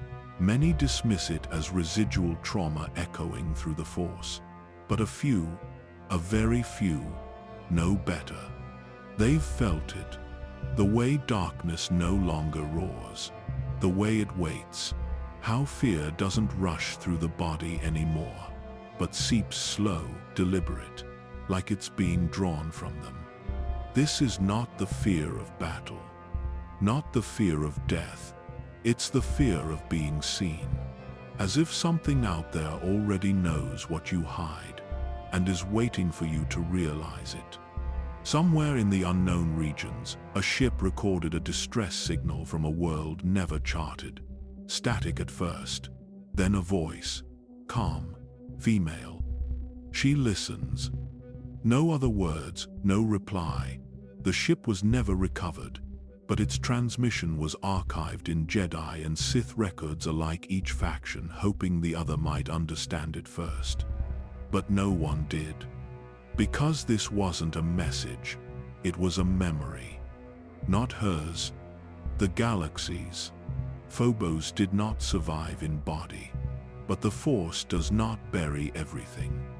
Emotion lingers, intention echoes, and fear evolves. Across time, across systems, across generations, that emotion took shape. Not as a person, not as a ghost, but as something new. A wound with a voice, a presence with no center, a shadow without a source. The Force itself began to avoid her memory, not deny it, respect it. And so, when future Sith studied fear, they did not speak her name.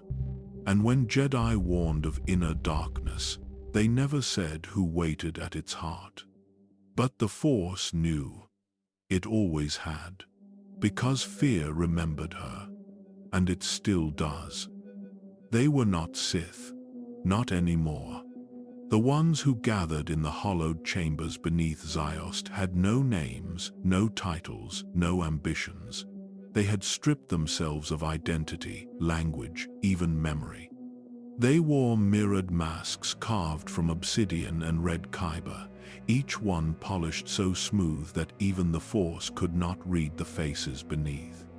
They called themselves nothing, but others called them the Mirror Sect. They believed Darth Phobos had not died, that she had transcended the title of Darth entirely, become something more ancient, more elemental, not a woman, not a warrior, but a presence, a form of fear so pure that it could echo across generations. They worshipped fear not as weakness, but as truth, the final truth, and in their rituals they called to her, not with blood, not with fire, but with silence. Weeks of fasting, chambers sealed in total darkness, memories sacrificed one by one, until only fear remained, until that fear shaped them. They did not cry out, they did not kneel. They waited, and eventually, something heard them. No ship was seen, no arrival was recorded. But one day, when they opened the inner sanctum of the buried ziggurat, she stood inside. Not an illusion, not a whisper. Her body was older, thin, wrapped in black and red robes that seemed to shift with her breath. Her skin was pale, almost translucent. Her eyes half closed. But it was her. They dropped to the floor as one. They offered no words. And neither did she. She only watched, and for a moment, she didn't recognize them, not because they were strangers, but because their presence in the Force reflected something back at her, something she had long forgotten. Not memory, not pain, identity. She had become so many things: myth, shadow, monster, but never this, a deity. The cult had found her by abandoning all trace of who they were. And in doing so, they became a mirror. Not of her beauty, not of her brilliance, but of her emptiness. They never looked away. Their eyes, hidden behind those mirrored masks, followed her wherever she moved. Silent, still, not with fear but with reverence, the kind that doesn't worship power, but transformation. To them, she was not a Sith Lord. She was the proof that fear could unmake the self and build something divine in its place. But Phobos did not feel divine. She felt, observed, as if the very silence of the cult was peeling her apart, layer by layer. Their devotion didn't empower her, it reflected her. And in that reflection, she saw what the years had done. Her mind, once sharpened to a knife's edge, now drifted, thoughts folded into one another, memories played in reverse. She could not remember how she had found this place, only that she had been drawn, not by power, but by the echo of her name whispered without intent. They had summoned her not with strength, but with fear. And it worked. Now, inside this sanctum of flickering light and stone, she walked among her own mythology. Statues sculpted from bone and glass. Fragments of her voice etched into walls, words she never remembered speaking. She is the silence between screams. She is the breath before the blade. She is the fear that fears itself. Phobos stared at those inscriptions for hours, not because they were wrong, but because they were too right. How could strangers know what even she could not explain? How could their rituals recreate the same darkness she thought only she had touched? She watched them meditate, watched them bleed without pain, starve without need. Some whispered to her in dreams, others stood for days in her presence without blinking. She began to feel them inside her mind, not as intrusions but as echoes. They did not think, they remembered. Her memories. Moments buried beneath centuries, faces lost to time. The name of the first Sith who betrayed her. The feeling of fear before her first kill. They knew it all. And in their knowing, they erased her. She had come to find herself. But all she found were eyes that made her disappear. She heard herself speak, but it wasn't her. The voice echoed softly through the chamber, calm, clear, flawless. The cult sat in circles around her, unmoving, listening, eyes closed behind their masks. And from their mouths, in perfect unison, came words she did not remember saying. Fear is not pain. It is the pause before pain. Fear is the absence of shape. Fear is the truth beneath memory. Phobos stood at the center of the ritual hall, frozen. She hadn't spoken, not aloud, not in her mind, but her voice filled the air, her cadence, her tone, even the subtle rhythm of her breath. And they repeated her, sentence by sentence, not chanting, not praying, just remembering. Remembering things she had never told them. She wanted to scream, to break the silence, to shatter the illusion. But when she opened her mouth, no sound came. Only breath. They had taken her voice, not as an act of theft, but as a gift. They were not imitating her. They were carrying her, preserving her essence in the only way they knew how, through fear. Because in their eyes, fear did not belong to the one who felt it. It belonged to the one who caused it. And Phobos had become the cause. Every sentence they spoke carried a piece of her, a fragment of her past, a whisper of her power, a scar from a mind she had broken, now turned into scripture. And yet, the more they spoke, the less she understood herself. The woman they worshipped, she was precise, focused, unflinching. Phobos had once been all of those things. But now, hearing them speak her legend, she realized what had been lost. Her rage, her sorrow, her fear, all stripped away, all repurposed. What remained was a myth, a statue carved in shadow. She had become a voice without a soul, and for the first time in her life, she did not know how to be afraid. Because fear was no longer something she controlled. It was something they controlled for her. And in doing so, they had become her voice. She tried to leave, but the corridors had changed. The winding halls of the sanctuary no longer obeyed direction. Light twisted around corners, shadows reached where they shouldn't, and the door she entered from never appeared again. It wasn't a trap, not exactly. It was belief. The cult had shaped the fortress around her, not with stone, but with certainty. To them, she belonged here, not as a guest, not as a leader, as a god. And gods, they believed, did not leave. The longer she stayed, the more the walls began to breathe with her presence. Her memories stained the architecture. Her voice echoed even when she fell silent. They bowed to her not out of obligation, but awe. But awe, she realized, is a kind of prison. Every gesture, every breath, every flicker of her power was sacred to them, but not to her. She began to feel caged by their reverence, trapped by the image they had made of her.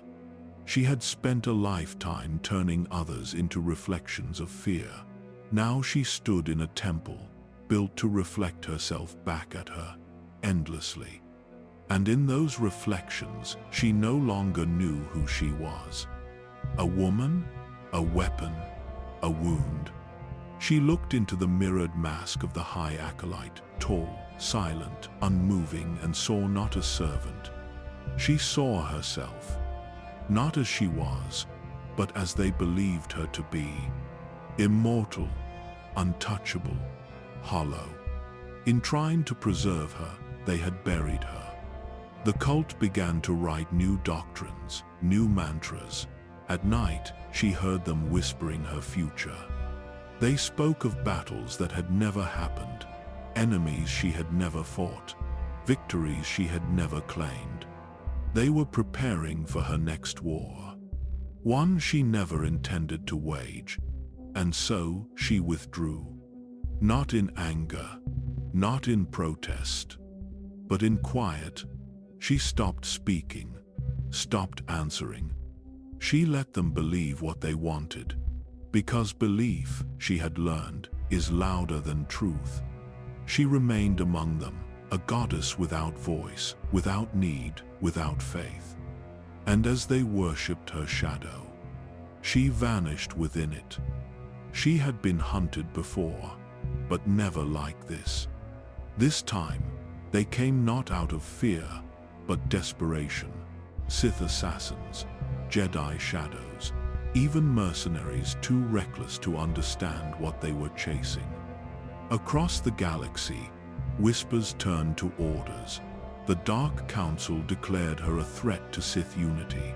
The Jedi High Council labeled her an anomaly in the Force. Neither side trusted each other, but both knew that if Phobos was allowed to exist, something worse might follow. She had no army, no fleet, no territory, yet she made empires feel small. And so, the galaxy did what it always does to what it cannot explain. It chose to kill it. But death did not frighten her. What did was silence. Not the silence of space. She welcomed that, nor the silence between thoughts. She had long mastered her own mind. No, Phobos feared the silence that comes after memory fades. The silence of erasure, of becoming just another myth with no voice behind it, no shape, no wound left behind. To the Sith, she had become a cautionary tale. To the Jedi, a phantom in ancient prophecy. But Phobos was neither ghost nor lesson. She was alive. And in her final days, she began crafting something no one would understand. Not a last stand, not a weapon, but a message. One made not of words, but of experience. A labyrinth not carved from stone, but from fear itself. She had once broken minds with a glance. Now, she would trap them in mirrors they could not shatter. It began with a false trail, one she designed herself. Forged holocrons, altered memories, subtle force whispers that guided her hunters to a single location. A forgotten world on the edge of the unknown regions. Malachor, a planet already cursed. A place where Jedi and Sith both had bled, screamed, and fallen. She didn't choose it by accident. She chose it because even the dark side feared it. And in that place, where so many legends had ended, she would offer her final illusion. Not to save herself, but to make sure that even if her body vanished, her fear would not. They came in silence. Not an army, but a collection of hunters, each with different allegiances, yet bound by the same question. What is she? Some were Jedi masters burdened by ancient visions. Some were Sith Lords desperate to erase her legacy. A few came seeking answers. Most came seeking death, hers or their own. It no longer mattered. But none of them understood the world they stepped onto. Malachor was not dead, it was waiting. Beneath its cracked obsidian surface, the echoes of ancient screams still pulsed in the Force. Civilizations had fallen here. Jedi had turned to ash. Sith had betrayed their own blood. The air itself felt like a memory of pain. And Phobos had built her final act within that pain. They followed the signs, symbols, drawn in languages older than Basic, doors that opened only when touched by fear. Each passage was darker than the last, not because of shadows, but because of what they saw. It began subtly. One Jedi claimed to hear his old master's voice, calling him by name. A Sith acolyte wept suddenly and couldn't explain why. The further they moved, the more they felt, watched. Then the illusions deepened. They saw things that could not be. Family members long dead, moments from their childhoods, battles they never escaped, and always Phobos somewhere just out of sight. She didn't strike, she didn't need to. Their minds did it for her. One by one, they lost their way, not physically but inside themselves. The passageways became mazes. Time unraveled. Thought looped. They screamed, but the labyrinth echoed it back in their own voices. For Phobos, it was not revenge. It was expression. Her final creation, shaped by every memory, every fear, every soul she had ever touched. A masterpiece woven from suffering, as intimate as it was infinite. She watched from its center, not with eyes, but with presence. Every fear they felt strengthened her, not as a being of flesh, but as something else. As the last Jedi fell to his knees, whispering a name he no longer remembered, she stepped forward. Not to kill, but to welcome them home. There was a moment brief and almost gentle when the illusions stopped. Not because the pain had ended, but because she willed it. The labyrinth obeyed her still. Every corridor, every vision, every shifting echo responded to her breath. But something inside her had begun to shift. She was tired, not in body, that had long since dulled, but in spirit. For centuries, she had lived by feeding on the fears of others. She had whispered in the minds of Sith Lords, haunted Jedi temples, and turned brave warriors into trembling children. But in all that time, she had never asked what she feared. Until now, in the quiet heart of Malachor, where even the Force seemed unsure of itself, she stood before a fractured wall of obsidian. It reflected nothing, not even light. And yet, she saw herself. Not as she was, but as she had become. The mask she had worn for so long no longer resembled a face. The robe she once chose for elegance now hung like ceremonial bindings. Her presence, once commanding, now drifted between substance and shadow. She was no longer Phobos. Not truly. And yet, she was still feared. That was the only thing that remained. The Jedi who had crawled to her feet moments earlier now lay still, not dead, but broken, his mind lost to the images she had placed there. She hadn't meant to destroy him, but she didn't stop it either. That was when it struck her, not guilt, but a kind of silence, as if something ancient inside her had reached its final breath. She turned away from the obsidian mirror, but its reflection stayed with her. Not just on the wall, but in the walls, in the corridors, in the minds of those still trapped within the maze. She had become her own illusion. And in doing so, she understood what she feared most. It wasn't death. It wasn't weakness. It was being forgotten. That no one would remember the power she held. That her name would fade into myth and then into nothing. That the fear she so carefully cultivated would one day stop echoing. And so, she made a choice. To end the story herself. She walked deeper into the labyrinth. There was no light now, only the pulse of the planet, the slow breath of Malachor beneath her feet. Each step carried the weight of 1,000 memories, replaying like ghosts in the dust, faces she had destroyed, voices she had silenced, every echo returning to her at once, not in hatred, but recognition. This was not punishment. It was acknowledgement. She had wanted to be remembered, and the Force, in its strange mercy, would grant her that. But not as a person, not as a name, as a wound. At the heart of the labyrinth, she reached a chamber carved from black stone. In its center stood a single mask, smooth, expressionless, reflective. Her reflection stared back, flickering between the woman she had been and the shadow she had become. For a long time, she said nothing. She simply looked. Then, quietly, she removed her own mask. Her face beneath it was fragile, mortal, scarred. The eyes once so bright with cunning were tired. There was no monster there, no goddess. Only a woman who had carried too many fears that were not her own.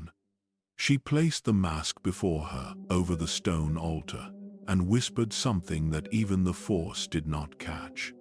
Then she stepped back. The chamber began to change. The walls rippled like the surface of water. Her body dissolved first, then her presence, then her name. Not erased, but absorbed. The labyrinth folded around her, sealing itself.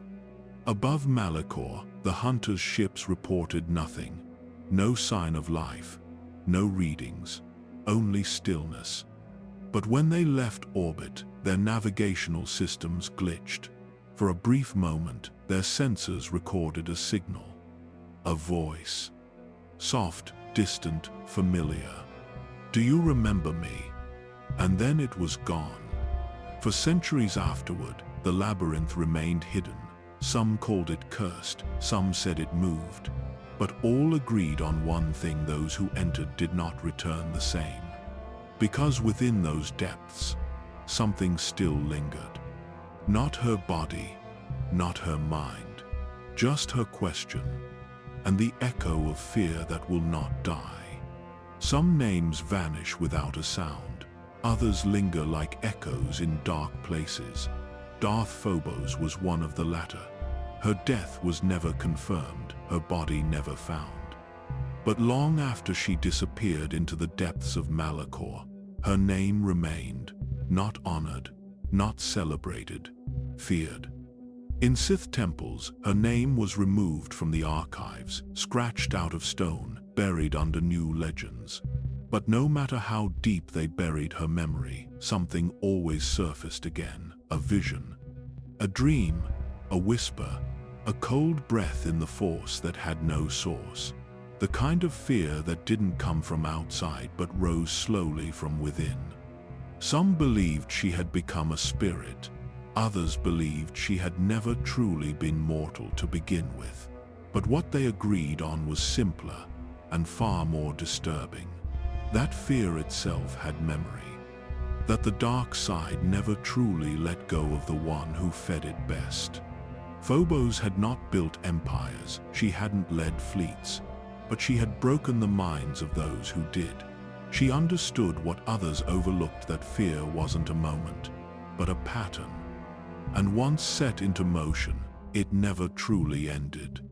By the time of the Jedi Civil War, her name had already become a warning, a legend shared not in ceremony, but in silence. Because even in a galaxy of violence and war, there was still one enemy no warrior could prepare for. The one already waiting inside their thoughts. They said her laughter could still be heard beneath Korriban's tombs. That if you meditated too long near the Valley of the Dark Lords, you wouldn't hear the Force, you'd hear her. Not her voice, her breath. As if she was still waiting to speak through someone else's mouth. Among the Sith, few dared to speak her name aloud. But in private among apprentices, exiles, and even broken Jedi, they spoke of her differently. Not as Darth Phobos, not even as a Sith, but as something else, something older than the order that cast her out, something colder than death. They called her the Phantom Queen, a creature that slipped between dream and waking, a shadow that could taste fear before it even reached the surface. Some believed she had become a wound in the Force, like Malachor itself. A space where pain echoed longer than time, where identity dissolved, where nothing returned. Even Jedi, whose temples denied her existence, recorded visions of her, not in clarity but in fragments. A woman's silhouette standing behind a mirror, a mask with no face behind it. A feeling of being watched from within. And always that same phrase etched into the edge of dream. She knows what you fear. The name Phobos became myth, then symbol. A warning not about her power, but about how close the dark truly was. Not in war, not in weapons, but in the quiet moments, in thought, in doubt, in shadow. She had no holocron, no known tomb, no apprentices who lived long enough to carry her teachings forward.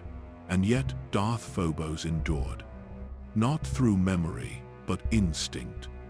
Across centuries, Force sensitives would dream of her, without knowing why, without knowing her name. A presence hidden inside moments of hesitation, a soft breath behind silence, a coldness that wasn't physical, but emotional, a crack in the self. Some began to call her by new names: the Veiled Hunger, the Mindbinder, the Fear Witch. Not out of reverence, out of caution, a need to explain the unexplainable, to give shape to the moments when reality blurred, when sanity trembled, when the Force itself recoiled from clarity. The Sith, those few who studied her in secret, believed she had reached a state beyond mastery, that she had surrendered so deeply to fear that the Force changed her, not into a ghost, not into a god, but into an echo, one that lived not in space but in thought, an idea sharpened into weapon, a feeling that could spread, unseen. They said her greatest technique was never illusion, it was erosion, not attacking the mind, but peeling it, thought by thought, until what remained wasn't a person, just reflex and terror. She had become the lesson the Sith never wanted to learn. That fear, once unleashed, cannot be controlled. It only grows. And sometimes, it remembers who set it free. There are ruins in the Outer Rim where no Jedi will meditate, where the wind never sounds right and shadows move just slightly too slow. They say it's nothing, just old Sith energy, a scar on the Force. But once, a Padawan collapsed there without warning. When they woke, their eyes were filled with tears and they whispered a single word: Phobos. They had never learned that name. Not in training, not in archives, it had simply arrived. Whispers still surface of Sith Lords who vanished during their meditations, their minds shattered without a trace of battle, of entire rebel cells driven mad without a weapon drawn, of Force sensitives who refuse to sleep near certain temples, claiming they hear footsteps when no one walks. None of these tales hold proof, but fear never needed proof. Some say she became one with the dark side. Others claim she was consumed by it. But the truth lies somewhere quieter. Phobos did not seek power. She never needed legacy. What she feared, what she hated was being forgotten. And so she crafted a different kind of immortality. One without statues, one without bloodlines. Just a presence that waits for a weakness, a voice, a whisper, a breath behind your breath. You don't see her, you feel her. And by the time you realize what you're feeling, it's already too late. She is not gone. She is only hiding.